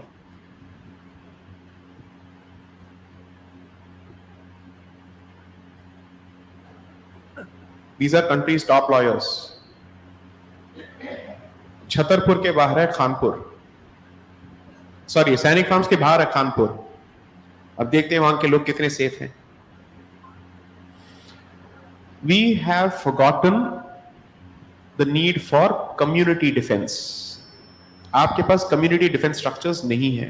पीके और आप जितने पढ़े लिखे होते हैं और जितने अर्बन होते, यही बात मेरे को इसकी stuck with me. Community defence, अगर एक के ऊपर विपदा आती है तो उसके साथ कौन खड़ा है? It's very valid, very important point. Good PK. हैं उतना ही कम आपका सेंस ऑफ कम्युनिटी डिफेंस होता है. And this is a peculiar Hindu विकृति. किसी और के पास ये प्रॉब्लम नहीं होती है. This is only a Hindu problem. Because you have said, जितना आप एजुकेटेड हैं, आपके मुंह से ये 3 शब्द निकलने चाहिए: मैं लिबरल हूं, I believe in law and order, and I am progressive. These are your mantras. घर के बाहर एक मॉब खड़ा हो जाए, और ये जो नशा है उतर जाएगा 5 मिनट में. So work on this. ज्यादा प्रोग्रेसिव, लॉ अबाइडिंग, ठीक है, कॉन्स्टिट्यूशन में विश्वास, ये सारी चीजें सब कोई बोलता है. ऐसा नहीं है हिंदू बोलता कि हम लॉ ऑर्डर पे विश्वास करते हैं और हमारा कॉन्स्टिट्यूशन पे विश्वास है, हमारा लॉ इन्फोर्समेंट एजेंसीज पे विश्वास है, ठीक है, हमारा जो है डेमोक्रेसी पे विश्वास है. ये बोलते सब कोई हैं. इन प्रैक्टिस सिर्फ हिंदू ही होता है. वही कह रहे हैं ना, इसकी प्रैक्टिस कौन करता है? हाँ. हिंदू करता है. अगला आदमी तो वो तारिक फतेह ठीक कहता है ना कि आप पाकिस्तान आपसे गुंडों की तरह आके घूसा मारता है, आप वकीलों की तरह फायदे दे रहे हो. बात वही है. उसने पाकिस्तान के नहीं, पूरी मोमिन्स को कहा. वो आता है, वो गुंडे की तरह मारेगा क्योंकि उसे लॉ का पता ही नहीं, ना पता क्या, वो परवाह नहीं करता. हम ही है वकीलों की आके फाइलें, केस बनाओ, ये करो वो करो. दादा यही इसीलिए जो है हमारे हिसाब से ये होना चाहिए, जस देवः तस् पूजनम विनत आहुति तत्जूतनम. ठीक है. इसका क्या मतलब? कि जैसे भगवान को वैसे पूजा करें. ठीक है, पूजा कीजिए. ठीक है, विनती होती हो गई तो फिर जूता तैयार रखो. भगवान के लिए भी, समझ रहे हैं? अरे भगवान के लिए नहीं कह रहा, मैं लोगों की उसमें कह रहा हूँ ये कि जैसा तुम्हारे आगे, जैसे देव उतर आए हैं तुम्हारे आगे वैसी पूजा करो. अच्छा, जैसे देव उतर आए हैं. समझ गया. ठीक है. हाँ, राक्षस आ गया तो फिर जैसे लोग तुम्हारे सामने आए हैं उसी हिसाब से उनको ट्रीट करो. विनती आहुति से काम चल रहा तो ठीक है, दैट्स वेल इन गुड, नहीं तो जूता तैयार रखो. यार मैं तो बाय बर्थ ब्राह्मण हूँ. असली ब्राह्मण पंडित तो तू है यार. उसको तो कम से कम नहीं ब्राह्मण पंडित भैया कुछ तो पता हो. हमें तो संस्कृत का सा भी नहीं पता यार. दादा ये कोई ऑफिशियल मंत्र नहीं बनाया हुआ है मेरा. ब्राह्मण भी बनाते हैं ना, नॉलेज प्रोड्यूसर होते हैं. ब्राह्मणों का काम है नॉलेज प्रोड्यूस करो. तो नॉलेज प्रोड्यूस कर रहा है ब्राह्मण आदमी है तो फिर और क्या. Stop disrespecting your organizations which protect you in the street. They don't need to protect you. क्योंकि आप तो इनकी इज्जत नहीं करते, तो ये आपको बचा क्यों रहे? Because आप में उनको हिंदू दिखता है. You may not see yourself that way. You may call yourself secular, this and all that, but आप में उनको हिंदू दिखता है, period. जो आपको मारने आ रहा है उसको भी आप में हिंदू दिखता है, और जो आपको बचाने आ रहा है उसको भी आप में हिंदू दिखता है. Now you decide who you want to respect. These are such basic fundamentals that it's problematic that Hindus have to be told this कि आपके बचाव में क्या अच्छा है क्या बुरा है. Next question. वाह क्या बात है. था ना अच्छा वीडियो ये. मैं इसको फॉलो करता हूँ. हाँ बोलो. जी. इसमें एक चीज मैं बोल दूं, ये चीज अभी रूरल एरियाज में है, गांव वगैरह में जो स्मॉल टाउन्स हैं उनमें है. अगर मोमिन लोग हैं कोई बदतमीजी करते हैं तो फिर घर फूंक देते हैं जाके. अगर भाई ये जो है, जैसे अगर आप, मैंने फिर वही बात बताई ना कि जैसा देव है वैसी पूजा करनी चाहिए. अगर आपके सामने एक सेंट्रलाइज स्ट्रक्चर है तो आपको भी सेंट्रलाइज होना पड़ेगा. आपके सामने अगर कोई ऐसी पॉपुलेशन है जो everyone is an army man, ठीक है, तो आपको भी वही अप्रोच दिखानी पड़ेगी कि everyone is an army man. और इसका एक सोल्यूशन बहुत तगड़ा, हमें जल्द से जल्द कम से कम 10,000 स्कूल खोल देने चाहिए, गुरुकुल खोल देने चाहिए ऑल ओवर इंडिया में 5 साल के अंदर. अगर भाई गुरुकुल सोल्यूशन तब तक नहीं होगा जब तक शस्त्र शास्त्र दोनों नहीं होंगे. हाँ ठीक है, सॉल्यूशन की बात करें तो पूरी करें कि हाँ शस्त्र शास्त्र दोनों होने चाहिए. World class education and world class warfare too. जी. और गुरुकुल में ये सब बताया जाए ना कि ये इस्लामी जिहादी, ये राइस बैग और ये टुकड़े कहेंगे ये देश के लिए का, ये मतलब क्लास 5th से लेके 10th तक और 12th तक इवन तक सिखाएं कि इतना बस जाए कि जितना हम लोगों को इतना लिबरांडूपना सिखा दिया गया था 12th तक कि हम लोग जानते ही नहीं कि सनातन धर्म तो मैंने सुना ही नहीं था अपनी 18-20 साल तक की उम्र में कि कोई ये भी शब्द होता है। तो उन गुरुकुल में इतना ये सब बताना चाहिए। अगर उन गुरुकुल से पढ़ के हर साल 20-25 हजार लड़का निकलेगा तो फैल जाएगा पूरा 10 साल अब में। देखो, अगर कोई सिस्टम आपसे बहुत आगे निकल गया है तो आपको बहुत जल्दी कवर करना पड़ेगा चीजें। ठीक है, अब क्योंकि 5th जनरेशन वॉरफेयर का जमाना आ गया है, तो आप शस्त्र और शास्त्र के अलावा आपको जो है 5th जनरेशन के हिसाब से भी पढ़ना होगा, 6th जनरेशन की प्रिपरेशन करनी होगी कि 6th जनरेशन वॉरफेयर होगी तो कैसी होगी। जी। तब अगर आप इतनी चीज कर पाएंगे तब ये एक कंप्लीट पैकेज बनेगा। बीबी दादा वो पता नहीं देख रहे हैं सोच रहे हैं। ये वाला वीडियो कौन सा, डोंट टीच मी? कौन सा? लाल वाला जो है, don't teach me, try Deepak snap in the supreme court. पता नहीं वो कौन सा है। Democracy, it's a liberal document, it's a liberal document, so on and so forth. Does it mean that social conservatism has absolutely no place within the meaning of the Constitution? Does it mean that the society does not have the right to draw a few red lines to come down the rigor of my submission to the extent of saying, I believe that they have a cause. I just don't believe they have a case. I draw from Hindu law here that the purpose of marriage or the object of dampatya is a child, is procreation. Now, we perhaps are aware of how to read these judgments. Please. We don't need to be taught. No, Millets, I'm sorry. I understand. I'm just placing reliance on this and just making Yes, we the question of legislative competence is जी दादा। नहीं कुछ नहीं go ahead. दादा, अगर मैं ये देखता हूँ कि अगर एक टाइप की आइडियोलॉजी जो है वो डोमिनेट ही करे जा रही है तो न्यूट्रल होने चाहिए ना जज। तो मतलब हम सैलरी पे काई को कर रहे हैं इसलिए कि एक तरीके के लोग बैठे वहां। There is no ideal society like that. नहीं, कम से कम न्यूट्रल तो हो ना। ये सब किताब में रहता है, आपको मालूम नहीं है इसलिए आप बोल रहे हैं।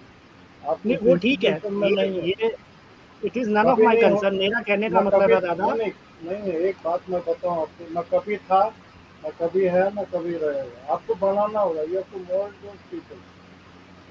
वो तो ठीक है दादा, लेकिन जब हमसे टैक्स लिया जा रहा है तो अकाउंटेबिलिटी हमारी तरफ करके कोई फायदा नहीं है।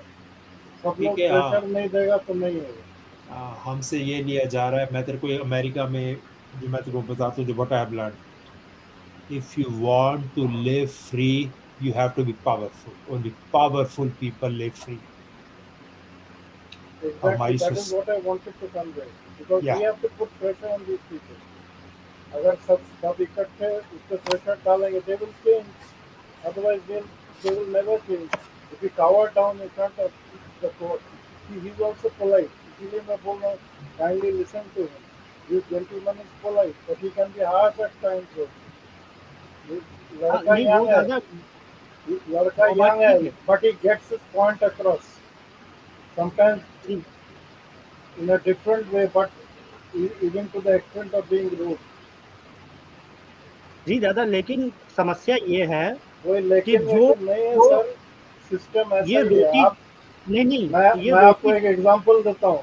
वेस्ट बंगाल में कोई IAS हो, WBPS ऑफिसर हो, अब मैं कम इन सर बोलोगे बोलेगा आपको don't come in, I don't have time.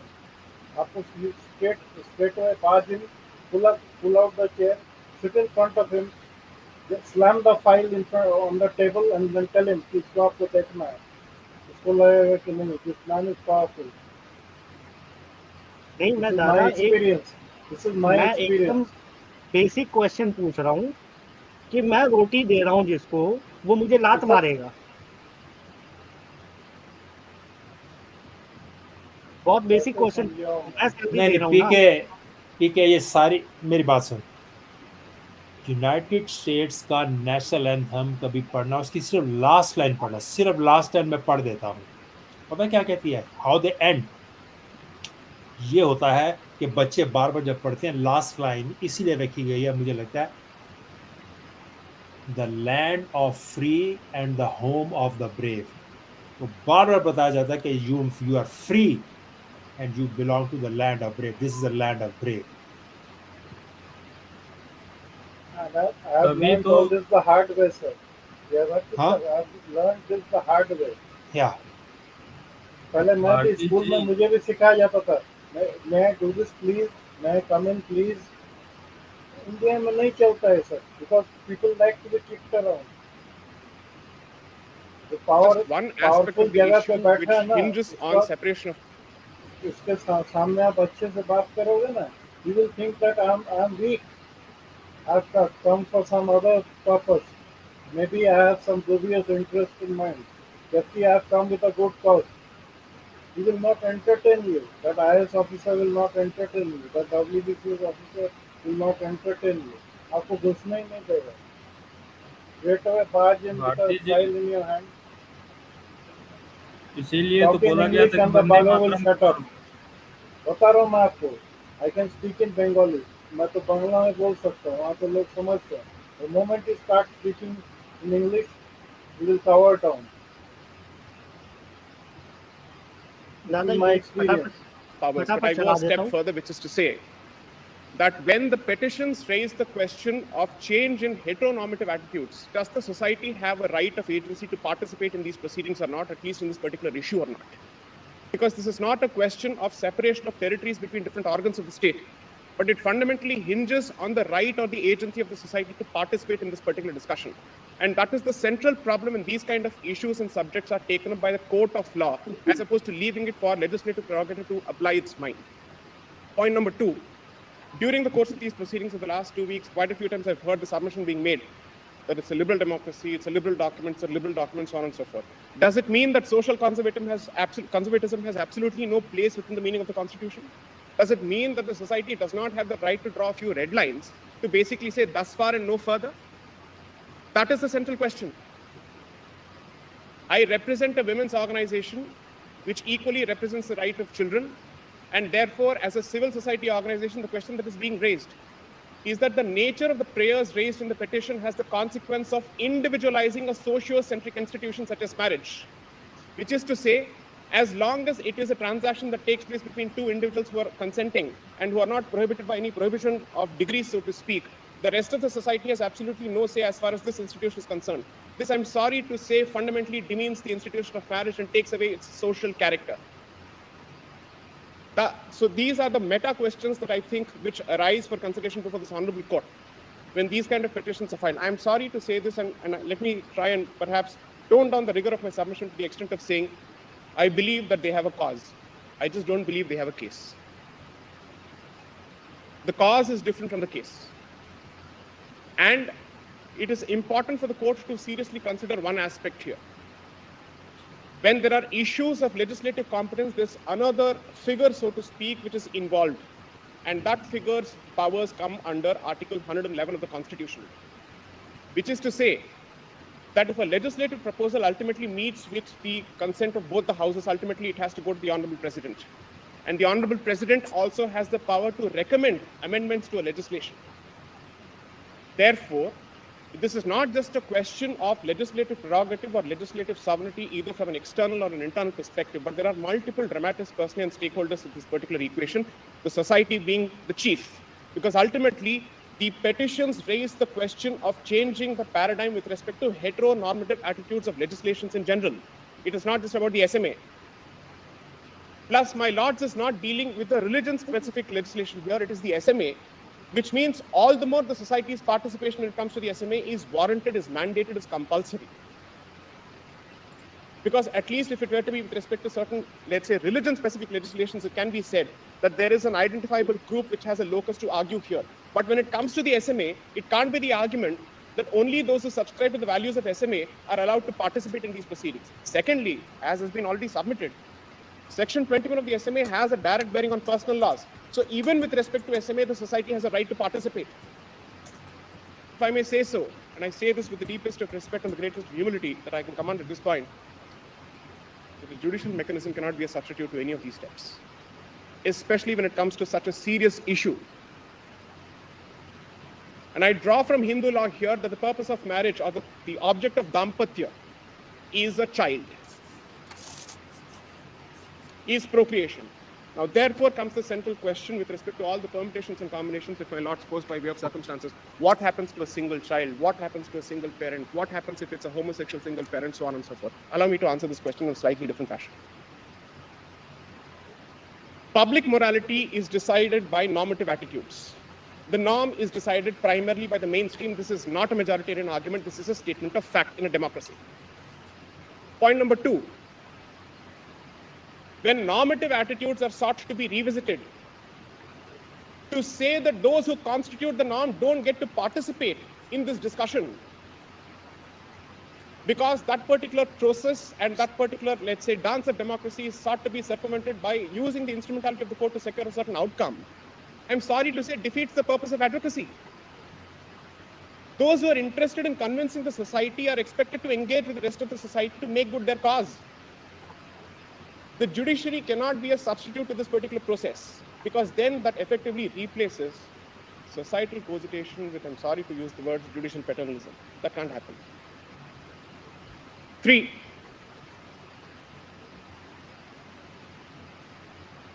The benefit of revisitation of a judgment with respect to such sensitive issues, even if it exists by way of clarifications, I'm sorry to say is not an adequate substitute, it's a suboptimal substitute. Because if the principle that has been established by several judgments is that a judgment is not to be read in the manner of a statute, then there is no precision which can be imparted to the language or findings. And therefore the principles of statutory interpretation don't apply. So we are left with greater uncertainty.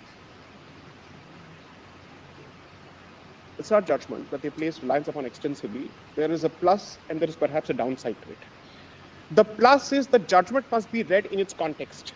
And the issue was the recognition of a third gender. That was what it was limited itself to. And therefore, to extrapolate the findings of the particular judgment, which primarily concerned itself with self-perception, self-identification in the context of gender identity, to extend it to a marital transaction or a marriage-like transaction, is to read a judgment for what it is not.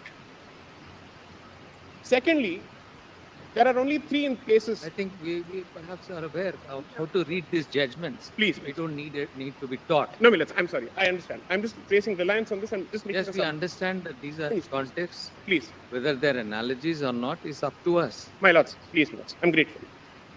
The second point is, in fact, on a closer reading of this particular judgment, certain inconsistencies emerge between the 2 opinions of the very same bench in terms of what constitutes sexual orientation, what constitutes gender identity. Now that is natural because there is a discussion that's going on there. It is not to be read in the same manner as a statute. In fact, therefore, the judgment, which doesn't exactly help their position, also points to a certain problem with respect to judicial revisitation of some of these aspects. And the judgment of Arun Kumar of the Madras High Court is actually in the teeth of the submissions being made here, which is to say narrow language being expanded through judicial interpretation contrary to legislative intent and history, is to rewrite legislative history, and judicial reinscription, which is retrospective in nature, may not be exactly permissible. That's one. Then, Milords, the submission with respect to international law, all the general instruments apart, the Yogyakarta principle, specifically clause 24.e, specifically leaves it to countries to decide if they wish to have recognition with respect to marital unions. So it's not as if there is some kind of a binding precedent here, or there's no international instrument that says that you shall. I'm not arguing for it should not be. Kindly let this caveat is important. I'm simply saying, if the door of judicial intervention in this matter is open for one case, even though the cause may be worthy, what does it do for the future? Because ultimately it's not just a question of one matter. It's a question of the future as well. So therefore, there are specific aspects that relate to the issue in question, and there are general aspects that relate to the separation of powers and societal participation that go well beyond this matter. In light of this, my only humble submission is that there are other issues to be dealt with, and allow me to just point this out and use this particular forum to advocate only one aspect. Having actually engaged with certain transgender activists and also having worked with them, I know for a fact that one of the biggest problems is trafficking, them being pushed into prostitution, them not having legitimate livelihoods. I am not reducing or dismissing anybody's concerns with respect to what is their priority. Let me clarify that. I'm not making that submission at all. But these are certain Maslow's needs which have to be completed first and which have to be addressed first before we get to the next step. That's all I have to submit. I'm so grateful for the kind please. It's great, deeply much. Now, Mr. दादा M दादा Maslow's hierarchy of needs का भी बोल दिया दादा ये आप भी लॉयर हैं, ये भी लॉयर है, आप ज़्यादा बता सकते हैं, लेकिन मेरी ऑब्जर्वेशन जो है, जब मैं इसको पिछले 2-3 साल से इसको मैं सुन रहा हूँ, बड़ा अच्छा, बड़ी फ्लुएंसी से और बड़ी फोर्सफुल और बड़ी कन्विंसिंग वे में बोलता है। आप एज एन अटर्नी क्या कहेंगे इसके बारे में? नहीं, इसको तो जानता हूँ मैं ना, काफी दिन से जानता हूँ। ओके। ये जब लाइमलाइट में नहीं आया था उस समय से ऐसे ही बोलता था। हाँ, इसको तो बहुत दादा एक चीज the only thing is that judges don't like him very much because he's too pro-Hindu. यही प्रॉब्लम। दादा ये जो है एक इंडिविजुअल अपने आप को क्या आइडेंटिफाई करता है, अपने आप को किस जेंडर से आइडेंटिफाई करता है, उसकी सेल्फ आइडेंटिफिकेशन को दूसरे पे इम्पोज करना है। ये साले सब मीठे बैठे हैं, नरक कर देंगे पूरे देश में। मतलब वो आदमी अपने आप को क्या समझ रहा है, उससे दूसरों को क्या लेना देना? नहीं, सब पे लागू होगा। ये क्यों लागू होगा? सबको छमिया बना घूमेंगे, सब स्कर्ट पहन के घूमेंगे। अब एक आदमी है जिसके पेट में से 2 लात निकल रही हैं और छोटी छोटी, तो आप कहो कि सारी दुनिया जो है 2 लातें उगा के पेट में से घूमे?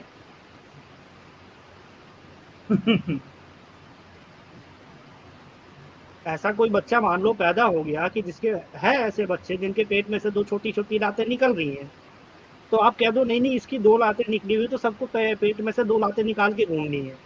ये कौन सा तरीका हुआ? भाई पीकेजी भाई, उसको विकृत कहा जाएगा, डिस्टॉर्टेड है वो। तो ये भी डिस्टॉर्शन ही है, ये भी मानसिक विकृति ही है कि जो नेचर आपको जो बना रही है, आप उससे अगेंस्ट आपका माइंड सोच रहा है।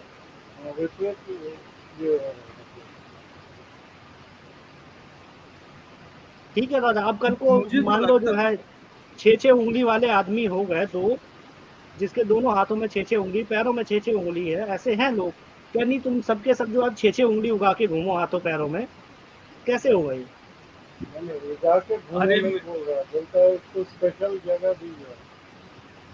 कई ऐसे आदमी हैं जिनके पीछे भी सराई है। वो जो क्या नाम है दादा ने बताया था, वो चूहे, अब वो दिख गए तो कह दी सारे चूहे बन जाओ, सारे खोपड़ी में अपनी जो है लोहे के वो पहना दो बच्चों के, और पूरी दुनिया को डिसेबल बना दो। नहीं, चूहे बनने के लिए नहीं बोलेंगे चूहे को भी जगह मिलना चाहिए समाज में। अरे जगह यार, तुमको किसने मार दिया है? तुमको कौन मारे डाल रहा है? डिसेबल से मुझे याद आया, कल का था परसों मैंने न्यूज़ देखी, एक आदमी अपनी किडनी के सर्जरी कराया, कोई लड़की थी वो काट लेके आई और फिर उसको बना खा गई।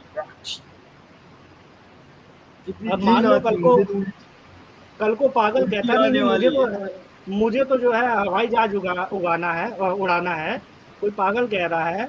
अब वो कह रहा नहीं मैं भी समाज में हूँ, मेरे को तो जगह चाहिए मेरी, तो क्या उसको जो है पायलट बना के जहाज उड़वाया जाएगा? और पीकेजी भाई, उसने अपने बॉयफ्रेंड को खिलाया अपना मांस, तो कल का कोई आएगा मैं अपनी उंगली काट के खा रही हूँ, उसको सेलिब्रेट।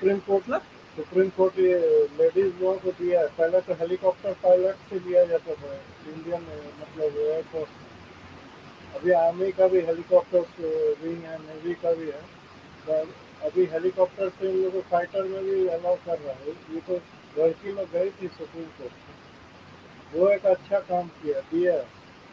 पहले आर्मी का व्यू यही था कि women cannot be good fighter pilot. नहीं दादा, वो तो ठीक है, वो तो उड़ा सकती है ना, है तो फिट ना कुल मिला के। उसमें भी दिक्कत है।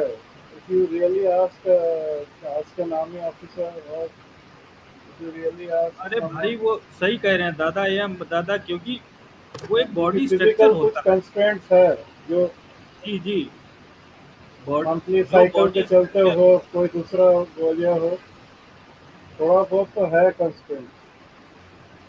नहीं, थोड़ा बहुत ज़्यादा होगा, वो मैनेजेबल है ना कम से कम। ये आप बोल सकते हो। तो इसमें भी ये समझ थोड़ा नहीं पा रहे हैं आप। लेडीज है, हाथ पैर दोनों है उसके, दिमाग भी उतना ही काम करता है जितना मनुष्य मतलब मैन का करता है। स्ट्रेंथ तो थोड़ा कम हो सकती है, मीठे का मान भी सकता वही हूँ। बोलेगा ना, मीठे का भी वही बोलेगा, मैनेजेबल तो है। अब ऑफिस में रख लो, अपना काम करवाओ उससे, घर में क्या कर रहा है उससे आपको क्या मतलब है। अरे ठीक वो है तो जी, ठीक दादा है, हम वो मीठे दूस का तादाद बढ़ाओ, काम ज्यादा कराओ। मीठा होना ठीक है, वो उसके अपने के लिए ठीक है। वो अपने को दूसरे पे इम्पोज करता है, वो आपको ट्रैप करता है, वो आपको जो है एंटाइज करने की कोशिश करता है। प्रॉब्लम यहाँ है, प्रॉब्लम ये नहीं है कि वो मीठा है तो कोई प्रॉब्लम हमको नहीं है, उससे हमें कोई प्रॉब्लम नहीं है। लेकिन क्या है, वो आपको अप्रोच करता है, और मतलब बेशर्मी से अप्रोच करता है। यहाँ प्रॉब्लम है कि ठीक है, वहाँ तुम रोक जैसे लगाना हो, हमें चाहिए। कोई प्रॉब्लम नहीं है उससे, हाँ, तुम काम वहाँ करो, रोक कोई। लगाना चाहिए, वहाँ रोक लगाना चाहिए। पर अपने को दूसरे पे थोड़ी इम्पोज करोगे आप। मैं आदमी हूं तो हर औरत पे अपने आप को इम्पोज करता फिरूं कि नहीं नहीं, मैं तो मैन हूं। ये नहीं हो सकता। मैं मैन हूं, ठीक है, that's fine, that's well and good. मैं अपना काम करूंगा, मैं दूसरे पे अपने को इम्पोज नहीं करूंगा, उसको जबरदस्ती एंटाइज करने की कोशिश नहीं करूंगा। ये क्या करते हैं, उसको, अगले बंदे को अपफ्रंट जो है एंटाइज करते हैं। बहुत अनकंफर्टेबल होता है वो बंदा जिसको ये अप्रोच कर रहे होते हैं। अरे बस वो कोई भी बोल नहीं नॉर्मल पाता कि ठीक है यार, नॉर्मल ये भी आदमी ह्यूमन है, नहीं बोल रहे हम। कोई भी नॉर्मल आदमी को डिस्कम्फर्ट एक तो फील होगा ही, फीलिंग ऑफ डिस्कम्फर्ट इस तो होगा। इसका, इस लॉ का जजमेंट का जरूर सपोर्ट करेगी कांग्रेस, और रीजनल पार्टियां जो हैं वो ज्यादातर इसका अपोज ही करेंगी, कम्युनिस्टों को छोड़ के, कर लेफ्टिस्टों दिया को। तो कर दिया इसका आर्ग्यूमेंट में तो कांग्रेस जो है बीजेपी को सपोर्ट किया, मतलब गवर्नमेंट को सपोर्ट किया। ये सेम सेक्स मैरिज नहीं होना चाहिए। हाँ, मुसलमान लोग भी सपोर्ट किया। हाँ, मुसलमान तो करेंगे, उनका तो हलाला का समस्या आ जाएगी ना, उनका फिर हलाला कैसे होगा सेम सेक्स।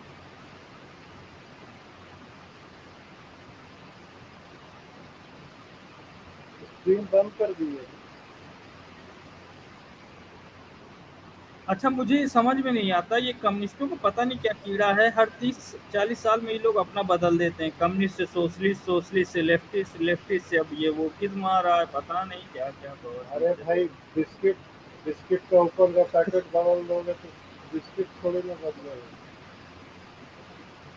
हल्का फुल्का टेस्ट उसका बदल सकते हो, लेकिन बिस्किट तो बिस्किट ये ही साले होगा। कम्युनिस्ट मानसिक बीमार होते हैं। जैसे, और सबसे अच्छा आपने देखा वो जो कम्युनिस्ट है केरला का जो मुख्यमंत्री, उसने अपनी बेटी की शादी मुस्लिम से की हुई है, तो सबसे ज्यादा इन्हीं का कटता है। और पता नहीं 100 जूता खाएं, तमाशा घुस के देखे जाए, वही वाला हाल है इनका। इनकी सेल्फ रिस्पेक्ट होती कहाँ है।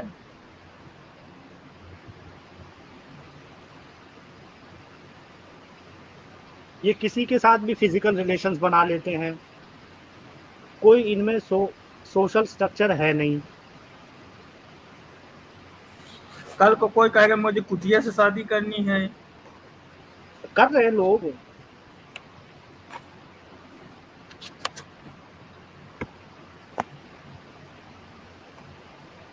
Evolving society,